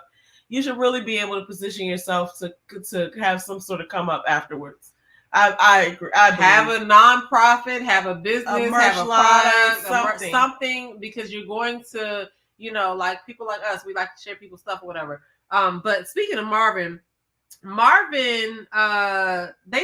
chose Marvin to send Unique home. I was like, damn, how they gonna pick Marvin after they done had their little kiss on their picnic to be the one to tell her that she gotta go home? That was kind of messed up. So what I want to know is, how do they pick who is gonna send the person home? Like, how does production pick that person? I've really never heard anybody ask that question or whatever, and if so, I might have missed it. But I really want to know, do they draw straws? Because that was kind of fucked up. I don't think so. Because if you think about the pattern, so first of all, let me just talk about the undertone of that, because I feel like one of the things that Tommy is doing, I feel like Tommy is a big part of this sort of like experiment, right?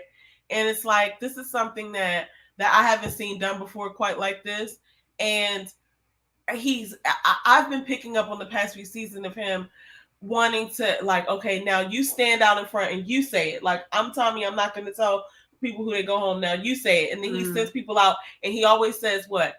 Be kind, but be honest. And I think it's almost like a nugget. Like, this is an experiment, and when you leave here, you're going to go back into the dating world. Most of you aren't going to find love because you're not ready, right? So, but take this with you. Be honest, be open, be respectful. You know what I'm saying? And then I'm just thinking about this. I got to break this down. When you're in a group of men or a group of women who are kind of like in the same sort of peer group as you, even if they're older, younger, like, and you get to hear other people's ideas of like what their standards are and what their dates were like, and you're dating the same people, it has to be kind of like a thing. Especially, you can see some of the shock, and like I said, it's edited, but you can see some of the shock on some people's faces when they have the same connections. It's like right, because it's like you like her, yeah, and you like me. Like, we're so different. How could you, But that goes to show you that women cannot tell a man who he would. You can't tell who he would be attracted to. Like, you don't know. You just need to be you. Who was the other guy that Tony? Remember last season with Tony? Oh God! Oh my God! In the laid back. It's right on the tip of my tongue. I remember he was saying like they had so many jokes, and I really appreciated their sense of humor. Even though they had gotten heated a couple times, it never seemed like it was going to come to blows. I remember.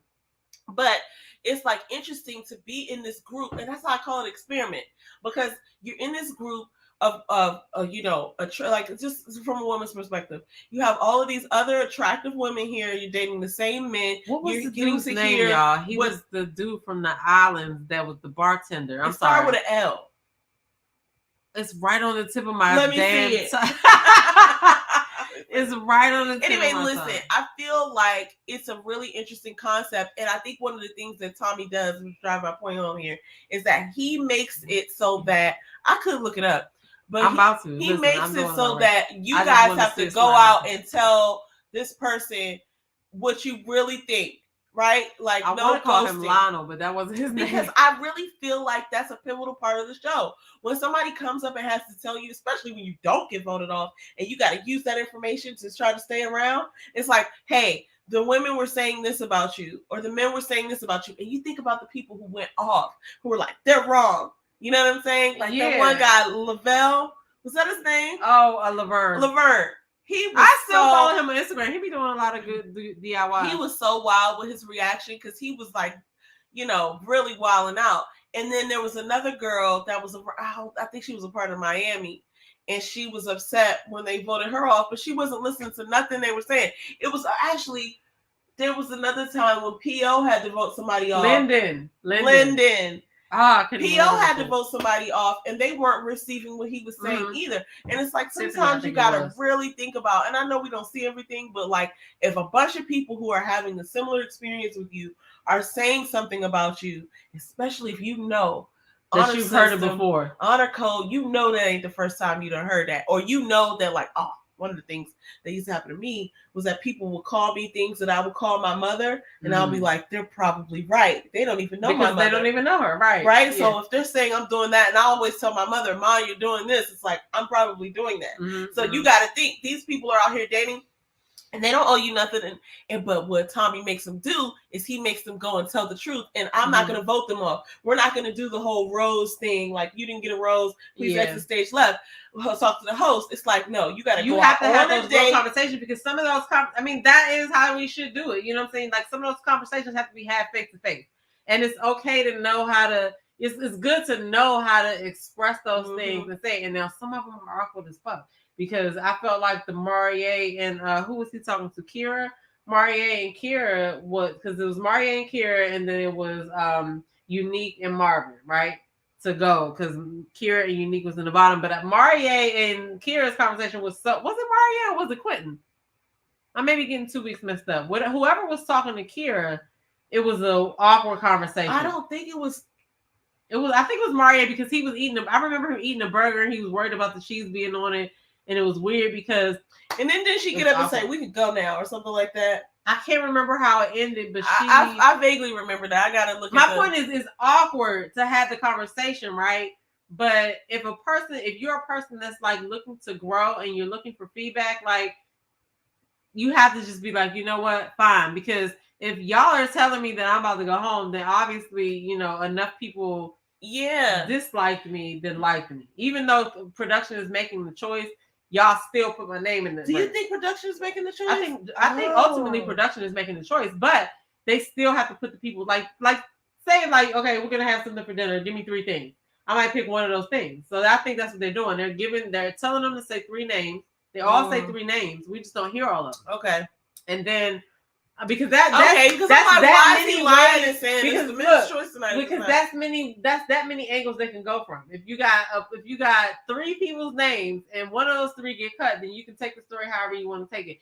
They probably take the names that they say, but then ultimately they still have to make a creative decision to be like, okay, well, if we get rid of this person over this person, then, because I understand the getaway is about to come up probably soon. Yeah, that's true. Like, they got to figure out who's gonna be spicy in there, like, because if you have a whole bunch of boring people at the getaway, nothing's gonna happen. So I definitely think that Quentin ain't going nowhere. I don't think Herbert's going nowhere. I don't think Janelle's going nowhere, and I don't think Lee's going nowhere. Kira could go, but Unique had to go because she did not have no connection. There was no like, what are they gonna do? You know what I'm saying? And if they think that she's fragile emotionally, you know what I mean? Like, the house is not going to do anything but exacerbate that. But anyway, exacerbate that. But anyway, I'm getting too. Let's read some of these comments. No, I agree with everything. But it's always it's always going to be a creative decision because they have to keep us watching. For sure. And they think they know what it is. Well, we're watching, so they do know, I guess. Please get rid of Marvin. This is what Motown Investor says.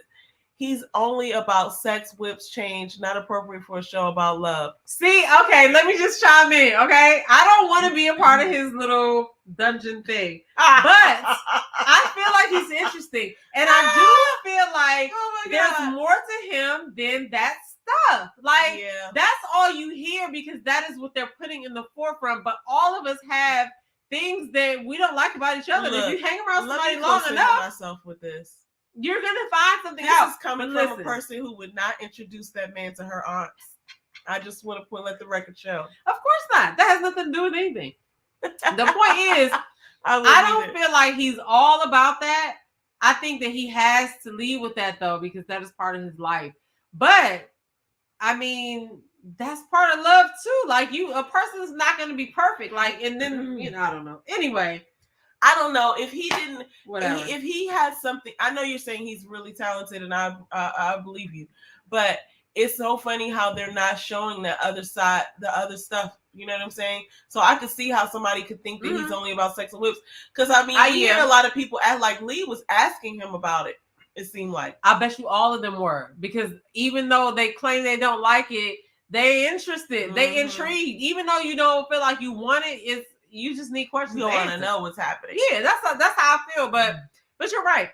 They probably have all the footage, but based on whatever the story is that they want to have for this season, because every season has a storyline. Every season has a storyline, and every season has like some favorites and stuff like that.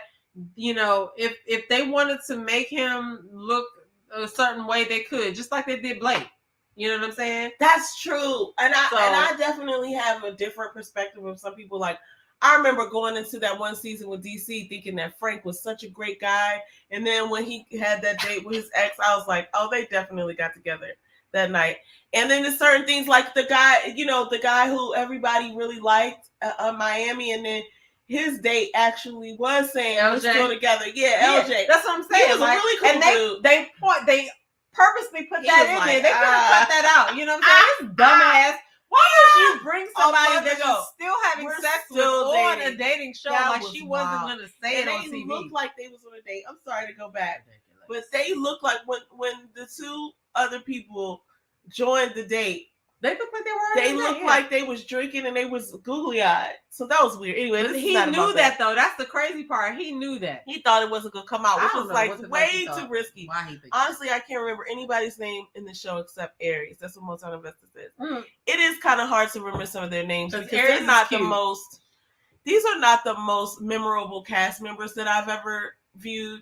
Right, like I'm not gonna lie, like I like a lot of them, especially like the women. Like I really think Sierra's funny, and I think that Janelle is memorable because of just the way that she is having these interactions with people, and because she's, there's sort of a spectacle that's been made on the stuff that's happened offline. But like Aries is definitely a standout person because she's so pretty. Well, so I really think that this cast is one of the down-to-earth casts, right? Like they're more like regular people that we see every day. And that's something that people have asked for, because it's like, okay, first, they probably asked a couple of these people to be a part of the cast as usual. But in some past seasons, it seemed like they did that a lot. Like Justice was asked and all, you know what I'm saying? Like you're not really letting people come. But I think these are like regular people. Except for Shabiba. And the funny thing is, I feel like he's a regular ass person. He said that somebody asked him to, and then Crystal was able to say, Crystal, who was interviewing him, Crystal XO, was able to say, "Oh, I know that person.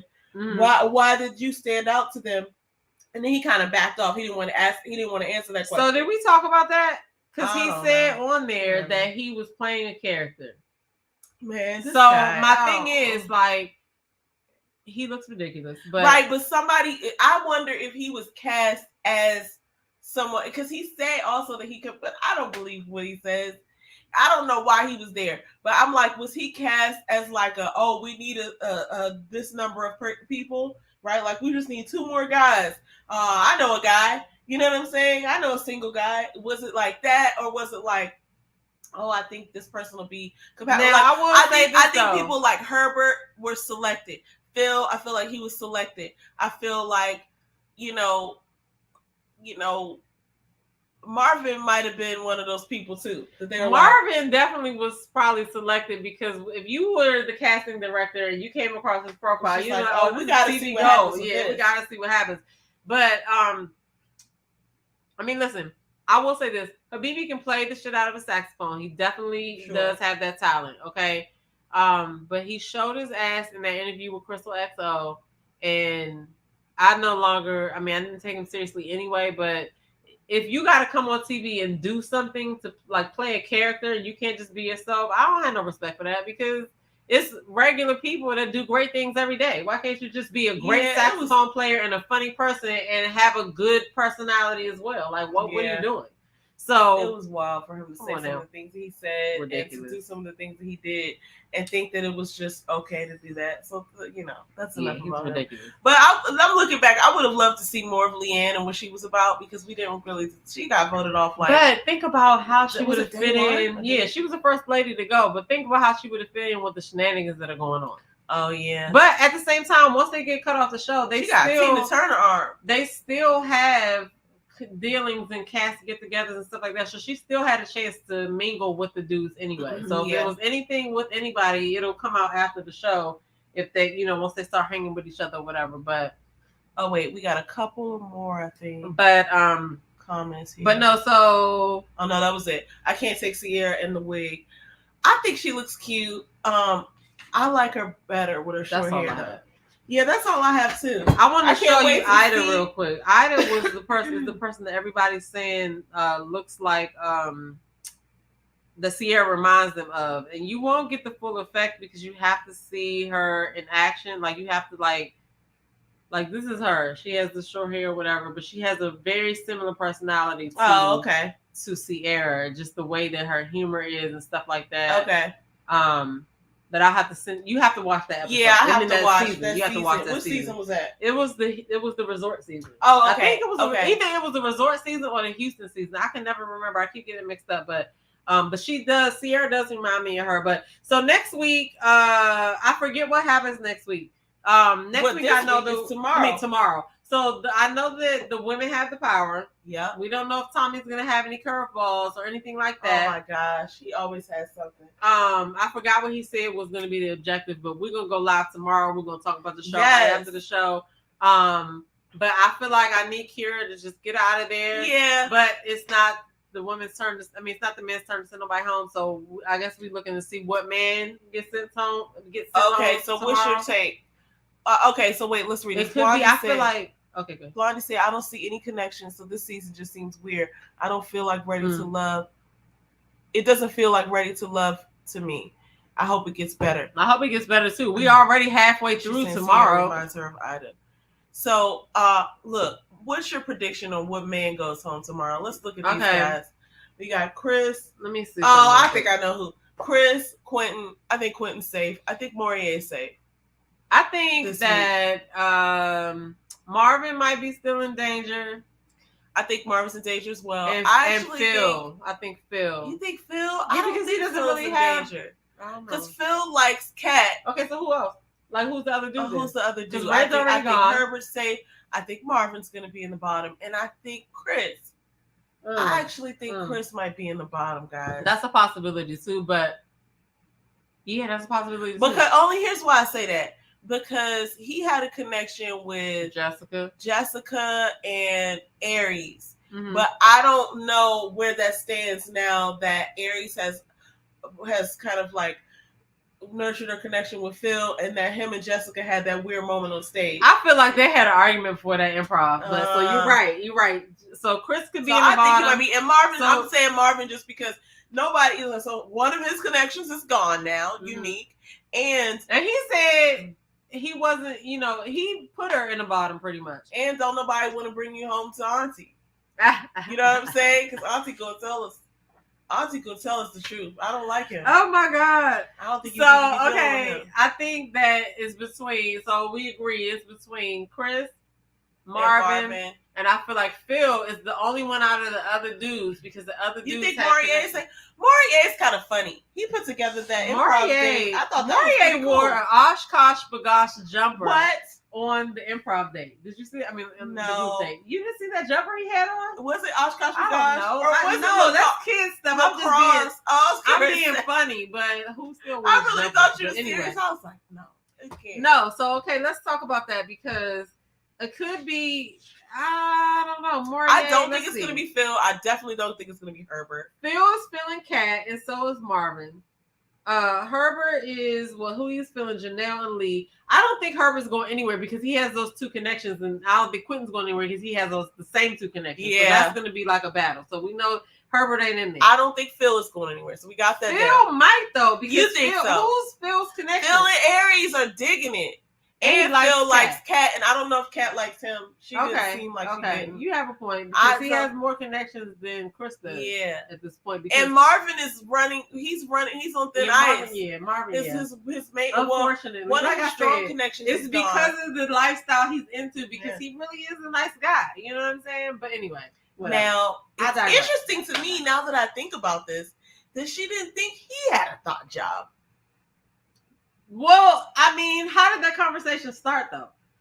He said, "You look like, do we know each other?" And she's like, "I feel like I might know you. I should know you." I think she knew him from somewhere. And then she was like, "You have a thought job." Now, maybe because she talked to Red first, she didn't say that to him because he really does have a thought job. That is a serious, listen, y'all go to his Instagram. He's flogging. Was it flogging? I don't know what it's called. He has women restrained. He has, feathers and whips and stuff that he's doing to them. And he also uses his mouth in the process as well. Sir. So that really is the definition of a thought job, right? You ain't going on no business trips in my, no. And but the funny is, like, if you're in a polygamous relationship with him, you're okay with it. I mean, I don't know. But anyway, it was interesting to watch. But yeah, that's our take, and we're gonna be back tomorrow. Let me take this down.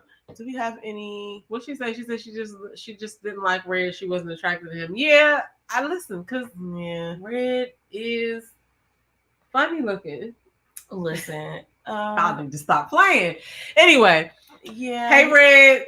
You know that you've not. This is not the first time that you've heard that. That's all love. Okay. Yeah, I'm not mad at you. Yeah, no. You know what I'm saying? I'm not talking about you. I'm not mad at you for saying that. They don't even got your picture on the website, Red. Look at this. Look at this. Would you look at this? They have done you dirty. It's blank. It really is. They don't have your picture up there. That's what they thought of you. Anyway, I did buy a Thought Job shirt, so hopefully that gets me some points, even though I said you was funny looking. But shout out to Red. Shout out to the whole cast because it has to be hard to do this on TV. Like, I would not sign up for this because everybody's watching and picking apart everything. But again, let me say this though: if he hadn't said some of the things that he said, I probably wouldn't be. I don't know.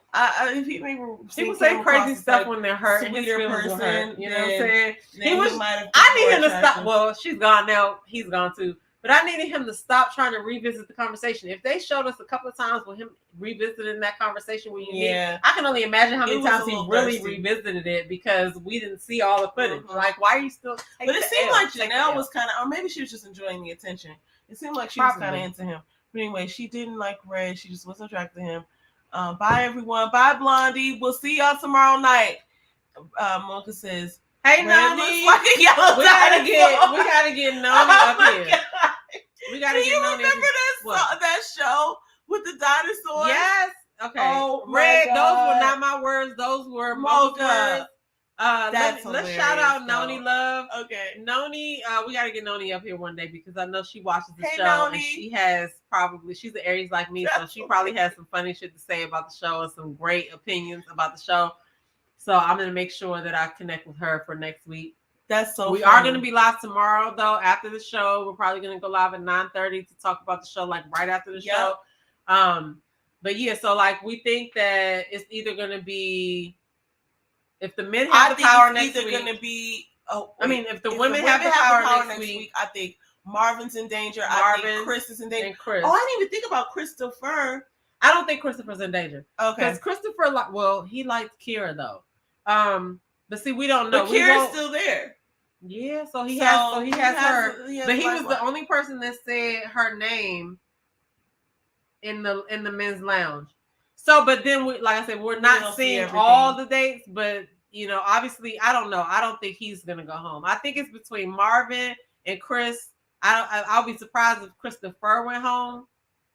I'd like to see these people get closer and see more of a connection because it seemed like a lot of them are just friendly right now, and I don't know if that's gonna lead to love. I don't know. It's no solid connection. Yeah. So let's just see what happens.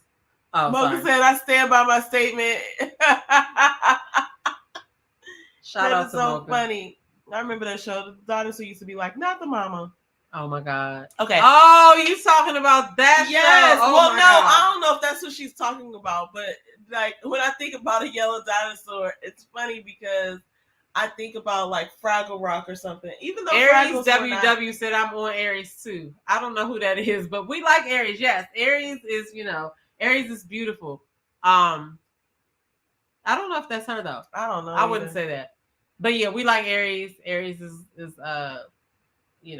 one of the top know picks. that's So right. I don't know if her person's there though. We'll see. We'll see, but I would like to see things get a little bit more. Chris for sure. Yeah, Noni. Yeah. I would like to see things get a little bit more progressive as far as like, and we might be seeing that coming up. But it's always a distraction. Not a distraction, I won't say that, but like when people start beefing with the same sex, like, it's like that's not what people came here for. So it's always But it's what the viewers want. Yeah. You know what I'm saying? So. And the network knows that we like to see that. And they fall right into the trap sometimes and start arguing with us instead of being like, why? Oh, she said it's this? Me. Well, I mean, listen. I hope Hi, it's Aries, if that's really you. Because if it Hi, wasn't Aries. you, they would say that.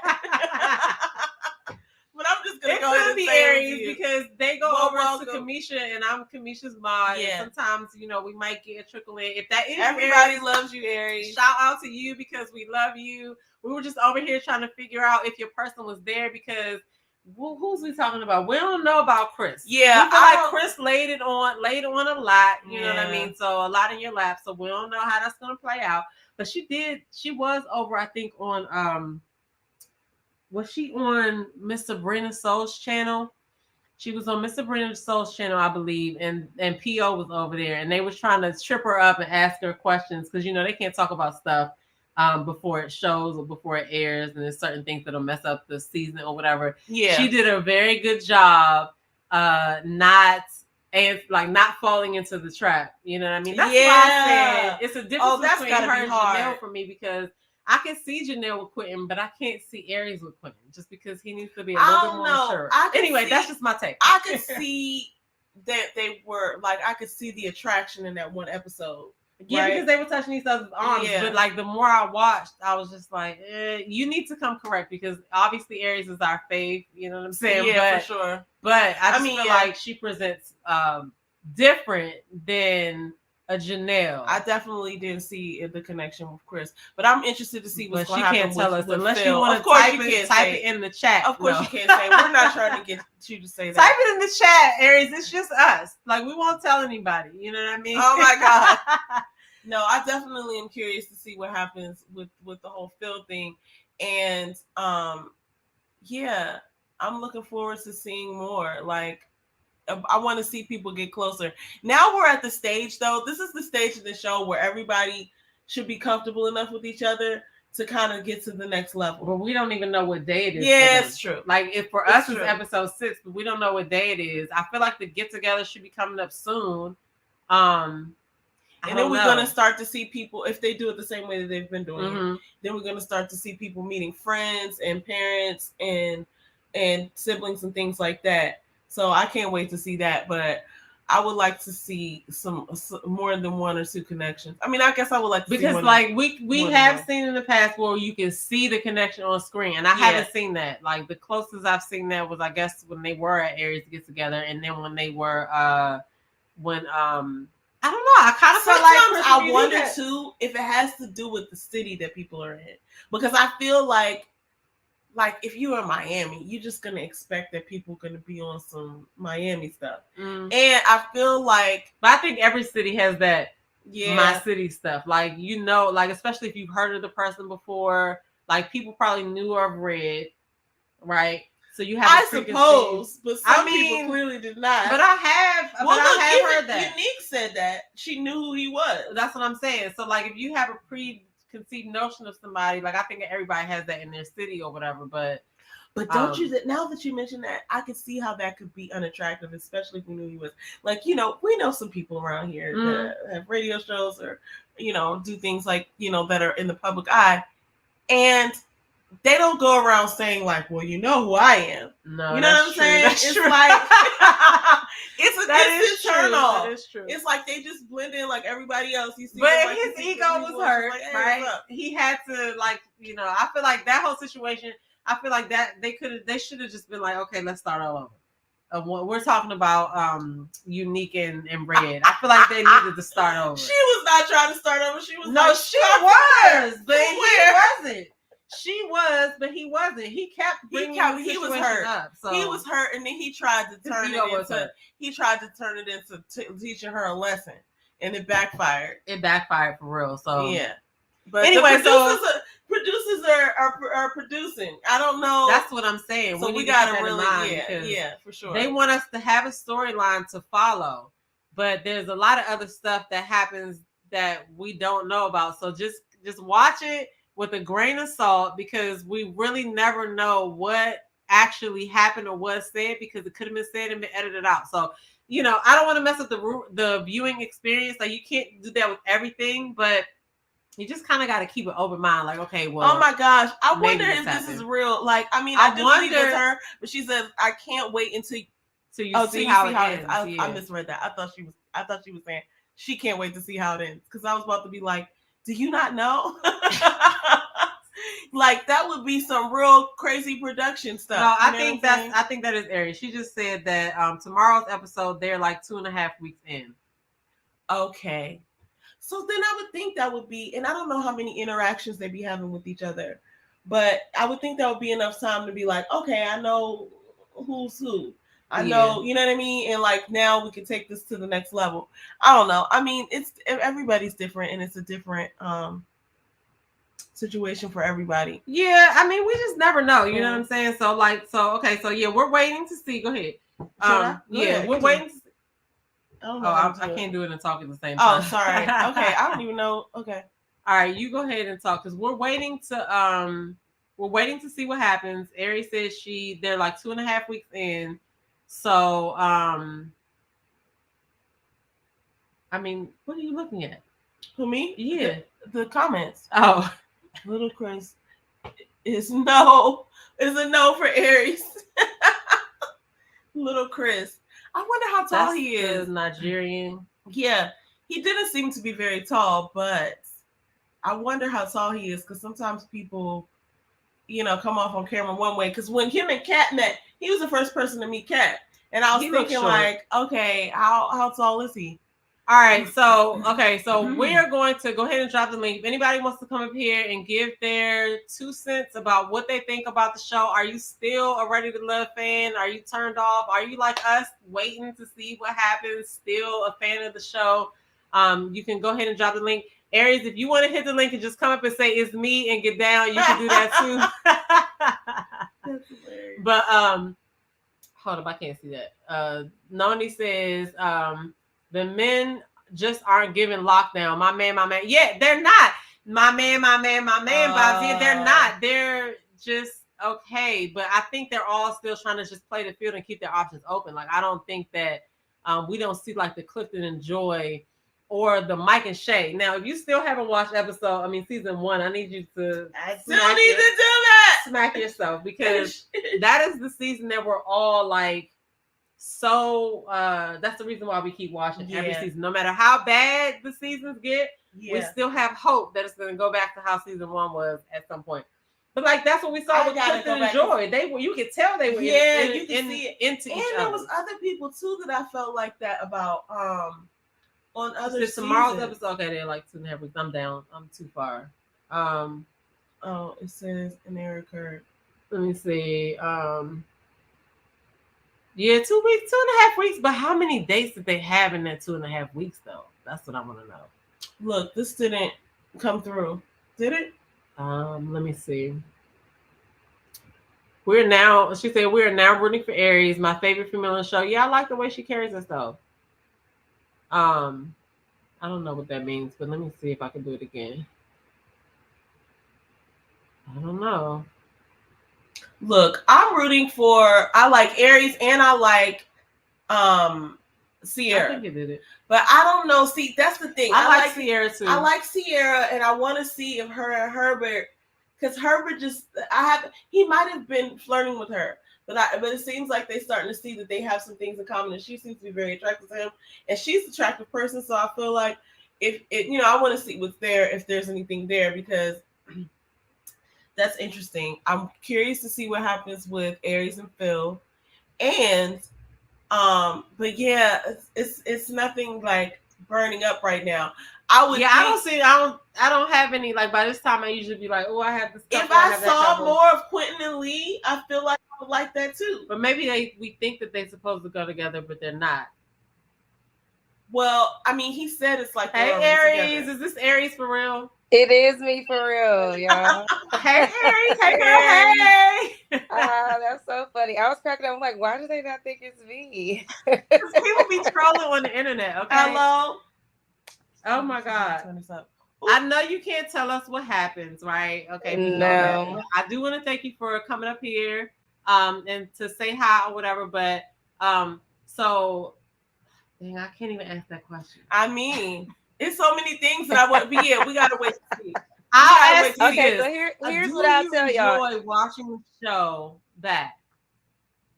Yeah, I actually do. I think you all are getting a good gist of everyone's personality. Obviously, it's so much filming we did, and you can't, they can't show everything, so everybody's gonna say that like it was so much. It's obviously a whole lot more. Like literally that scene last week. Well, what was it? When was the hoedown? Was that last week or the week before? Yeah, like it was the week before. Like it was. Oh, week before. Yeah. So like the hoedown, I was shocked that was all that they showed of me at the like they showed me and Phil like 1 minute. That's literally all we had the whole episode. So that's let people know the whole time. the whole time. So when Kat says to Phil, I didn't get to talk to you at the hoedown at their date, that was kind of like a little dig that his attention was taken pretty much the whole time. That was okay. Now that makes sense. Yeah. I could give that little, little something, but thank you for that. That's so funny because I'm so glad to know that we're getting the gist. So you was the Aries face all night. That's why you didn't talk to me. That's what happened. I'm so glad to know that the personalities are coming across in the way that, you know what I'm saying? Like, yeah, I mean, obviously people, I have one lady who is really like, she's like, Aries needs to go. She's boring.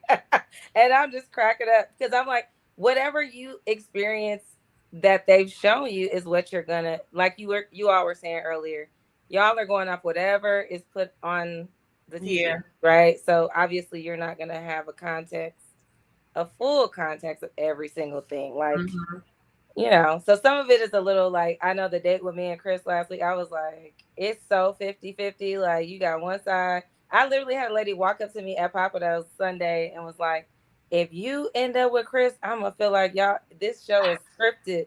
I'm like, what?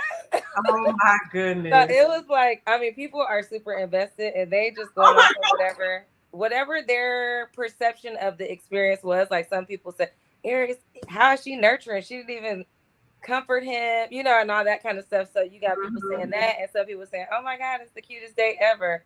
So you don't know, and a lot of them don't know that like they did put a digital exclusive up of another part of our date on YouTube where I was talking about I lost my dad more recently. Oh, sorry to hear that. So thank you. I was trying to, whenever someone starts talking about their parent dying, like I am fighting for my life on the inside to not cry. Like, so I'm already like, okay, you know how like if you touch someone when they're already on the edge, you're like, it can get real ugly real quick. Yes. Right. So I was like, first of all, trying to hold yourself together at that point. Wow. Yeah, so it came off as if she don't care about this man and she don't like this man, but really I was trying to make sure I didn't ugly cry and like, you know what I'm saying? So Right. He was balling too. I would have And been. he That's had the tough. picture of his mom, Yeah. and you could see like she was happy in the portrait, and yeah, I could see that. That makes so much sense. I didn't think that. I just know they edit stuff together. Okay, and just like they did to Leanne, like they tried to portray that she didn't even acknowledge that Morier had lost his father. So I was just like, I don't know what to think about this situation. So yeah. But it gets testy, especially if people in their confessionals are saying one thing. It's like all these different things. Again, like y'all said at the reunion, we didn't see nothing. We saw nothing. So again, I think it would have been probably better to do it after we saw. Yeah. Because like you're watching it, and like you said, you didn't see no confessional. So now you're watching the show, and you're like, oh, they said that, they said this, like, and then on top of that, you edited it like this, like, right. Crazy, which is crazy, but it shows. Well, I mean, I'm not accusing you of anything, but it makes me think that they are really wanting to have creative control so that they could just piece together. You can stitch together anything and make a storyline. The people want drama. Like no matter that, you can do a whole bunch of positive stuff on here, and you'll have 6 viewers. You know what I'm saying? Yeah. But I will say this though. I mean, I'm not a protector of the producers or nothing like that, but you only can edit what is given. That's true. Say it. That is all true. right now. Okay. So that I'm just gonna say that. I'm gonna leave that right here for y'all. Yeah, I'm gonna leave that right there just because I can't argue that. Yes, that is the truth. You can only say editing so far, right? So because I'll tell you that people have, I was pretty cool with everybody. I really had no drama or beef or nothing like that. But there are points, and I said this on Sabrina's thing about like people were feeling like, Aries is being political. Yes, I am. I'm on national television. I have children. I have a professional career.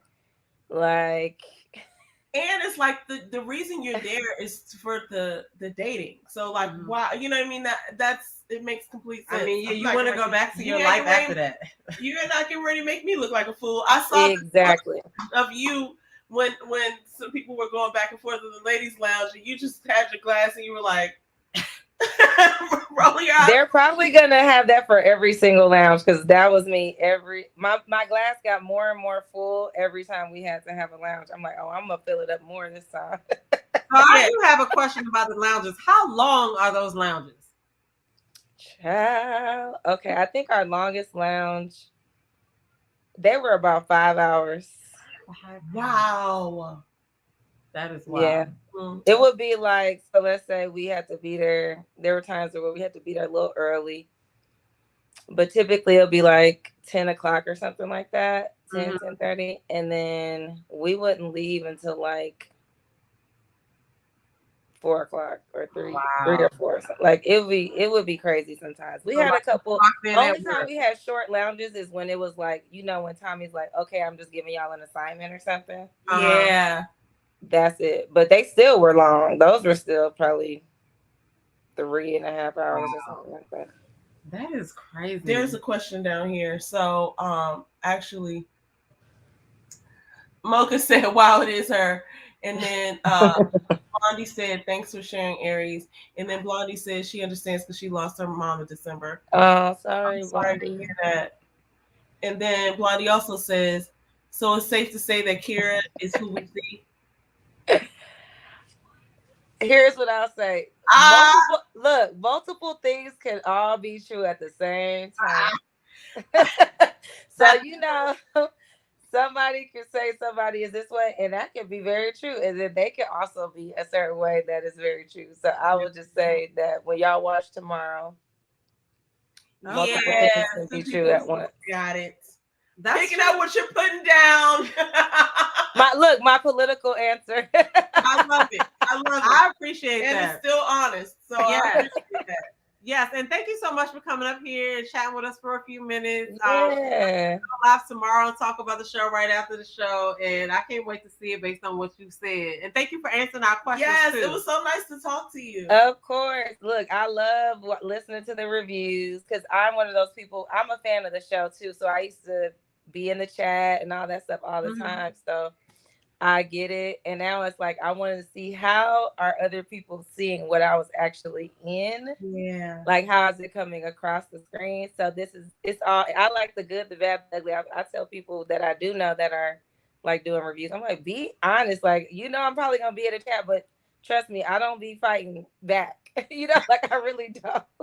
Well, Like I don't yeah, we don't tear people down, but we do give our real opinions. We're not about tearing people down, but if you did something that we don't agree with, we will say it. Like I talked about Janelle last week, but I don't dislike Janelle, but she had a moment or whatever. But we try to be real, about our opinions. Yes. It is feedback is life though. So it's like if you got somebody that's reviewing you from the outside that doesn't know you, sometimes it's like, maybe I can look at that, or we can all do that. And I hope everybody understands that we're just reacting to the show. But we were talking about this behind the scenes actually. It's like, look, if we don't give our real take and our real opinion, then we're doing ourselves a disservice. So yes, yeah. So because we don't know. This is our first time seeing how we come across to people, right? So you got cameras in your face and doing it's a lot, and you get to see how people are under high stress environments, like how hours and hours of filming and having to be on, like how do you you're seeing so much, and so it's something else. I'm enjoying it all. So I thank y'all for just being liking the show enough to chat about it and stuff. So. Well, thank you for being on there, because you are, like I said, a lot of people like you, and you're presenting yourself well.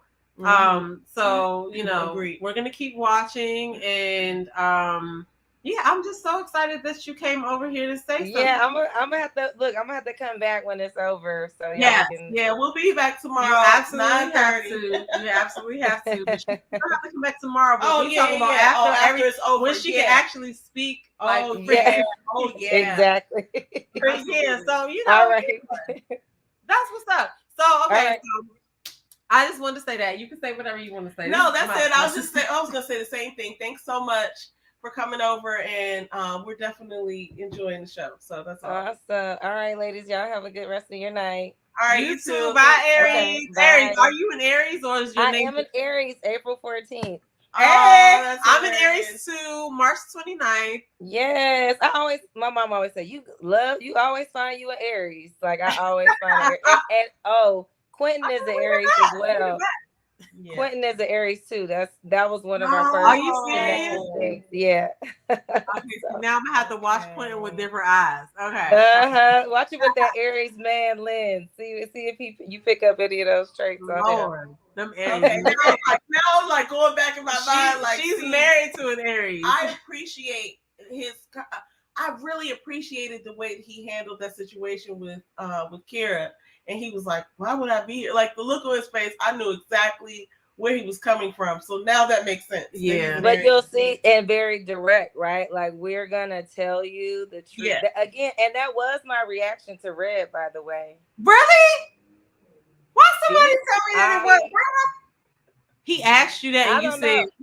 No, because Red tried to say that wasn't my reaction. He said that in his, when he was responding. But it was, we talked about other stuff, of course. It's edited. It's an edited scene. Yeah. However, that part of the scene was not edited. I laughed because I'm like, you asked a question that is not to be asked. Like, don't ever ask. That is not to be asked. What are you doing? And I'm trying to protect him being on national. Say that. We on national TV. I don't want to embarrass you or say something. Like you could pick up. Yeah, I don't want to lie either. And he said that, like, you're direct. You say you're direct. I'm like, okay, you're putting me under. You're gonna make me. Yeah, why did you say that? Yeah. And we're cool. Again, we did laugh it off. He laughed. It wasn't. It was very jovial. It wasn't nothing crazy. No bad blood. Yeah. Thanks for clearing that up, because I was over here saying that she didn't react like that. I believe his butt. Well, it was it's all good. All right. Well, I'll see y'all in the chat when I catch y'all live again. I'll make sure to say hi. Yes, Thanks, yes. Aries. Thank you. Okay, All right. thank you, Aries. Have a great Bye. Bye. Thank you.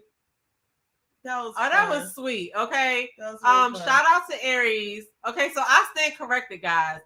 When Red asked if she found him attractive, that was her response. I believed what he said, and he was lying.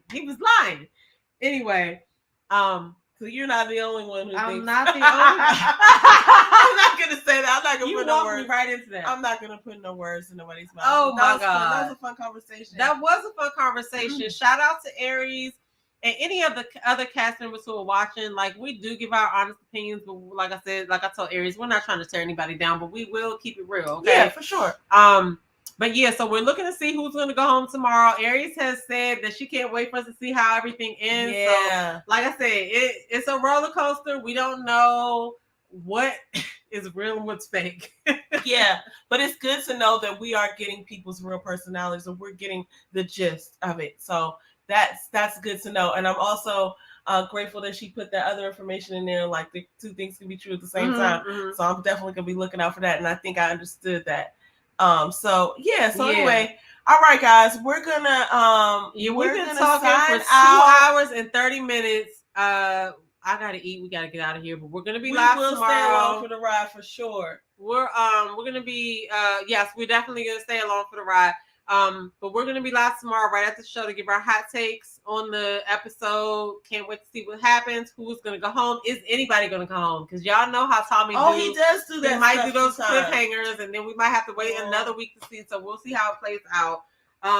Sometimes people go home by themselves. Sometimes people go home. Like, yeah, sometimes people self-eliminate because they can't take whatever's going on. Maybe, I don't know. Like, that happens like mostly close to the I can't wait to see this next episode though, because I feel like I see where this is going, and I just want to get.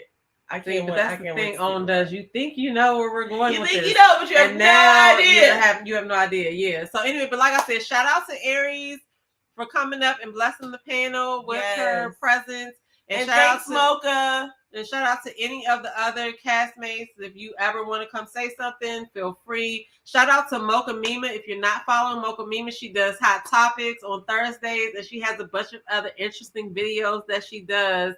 But she's funny, and she has a jam-packed, she has jam-packed videos. So definitely go check her out. I've shared one of her videos on my community wall. If you want to find her channel, just click that link and make sure you subscribe to her. Shout out to Ish J Dub, who was in the building in the beginning. Definitely go check him out. He reviews Ready to Love. He reviews Married at First Sight, and he does trending topics as well. He's funny. Check him out as well. And then who else do we have in the building? I forgot. It was Ish J Dub, and I think it was Mocha, and then fourth quarter. We'll have to put fourth quarter. There's a bunch of people in here. We appreciate y'all. We'll be back tomorrow night. Mm-hmm. And we're gonna keep enjoying the show. All right, y'all. Oh wait, what? That was one. Okay, bye, y'all. See y'all tomorrow. Yeah, see y'all later. Bye, everybody. Peace, everybody. Peace. Peace, everybody. Peace. I can't stop saying it.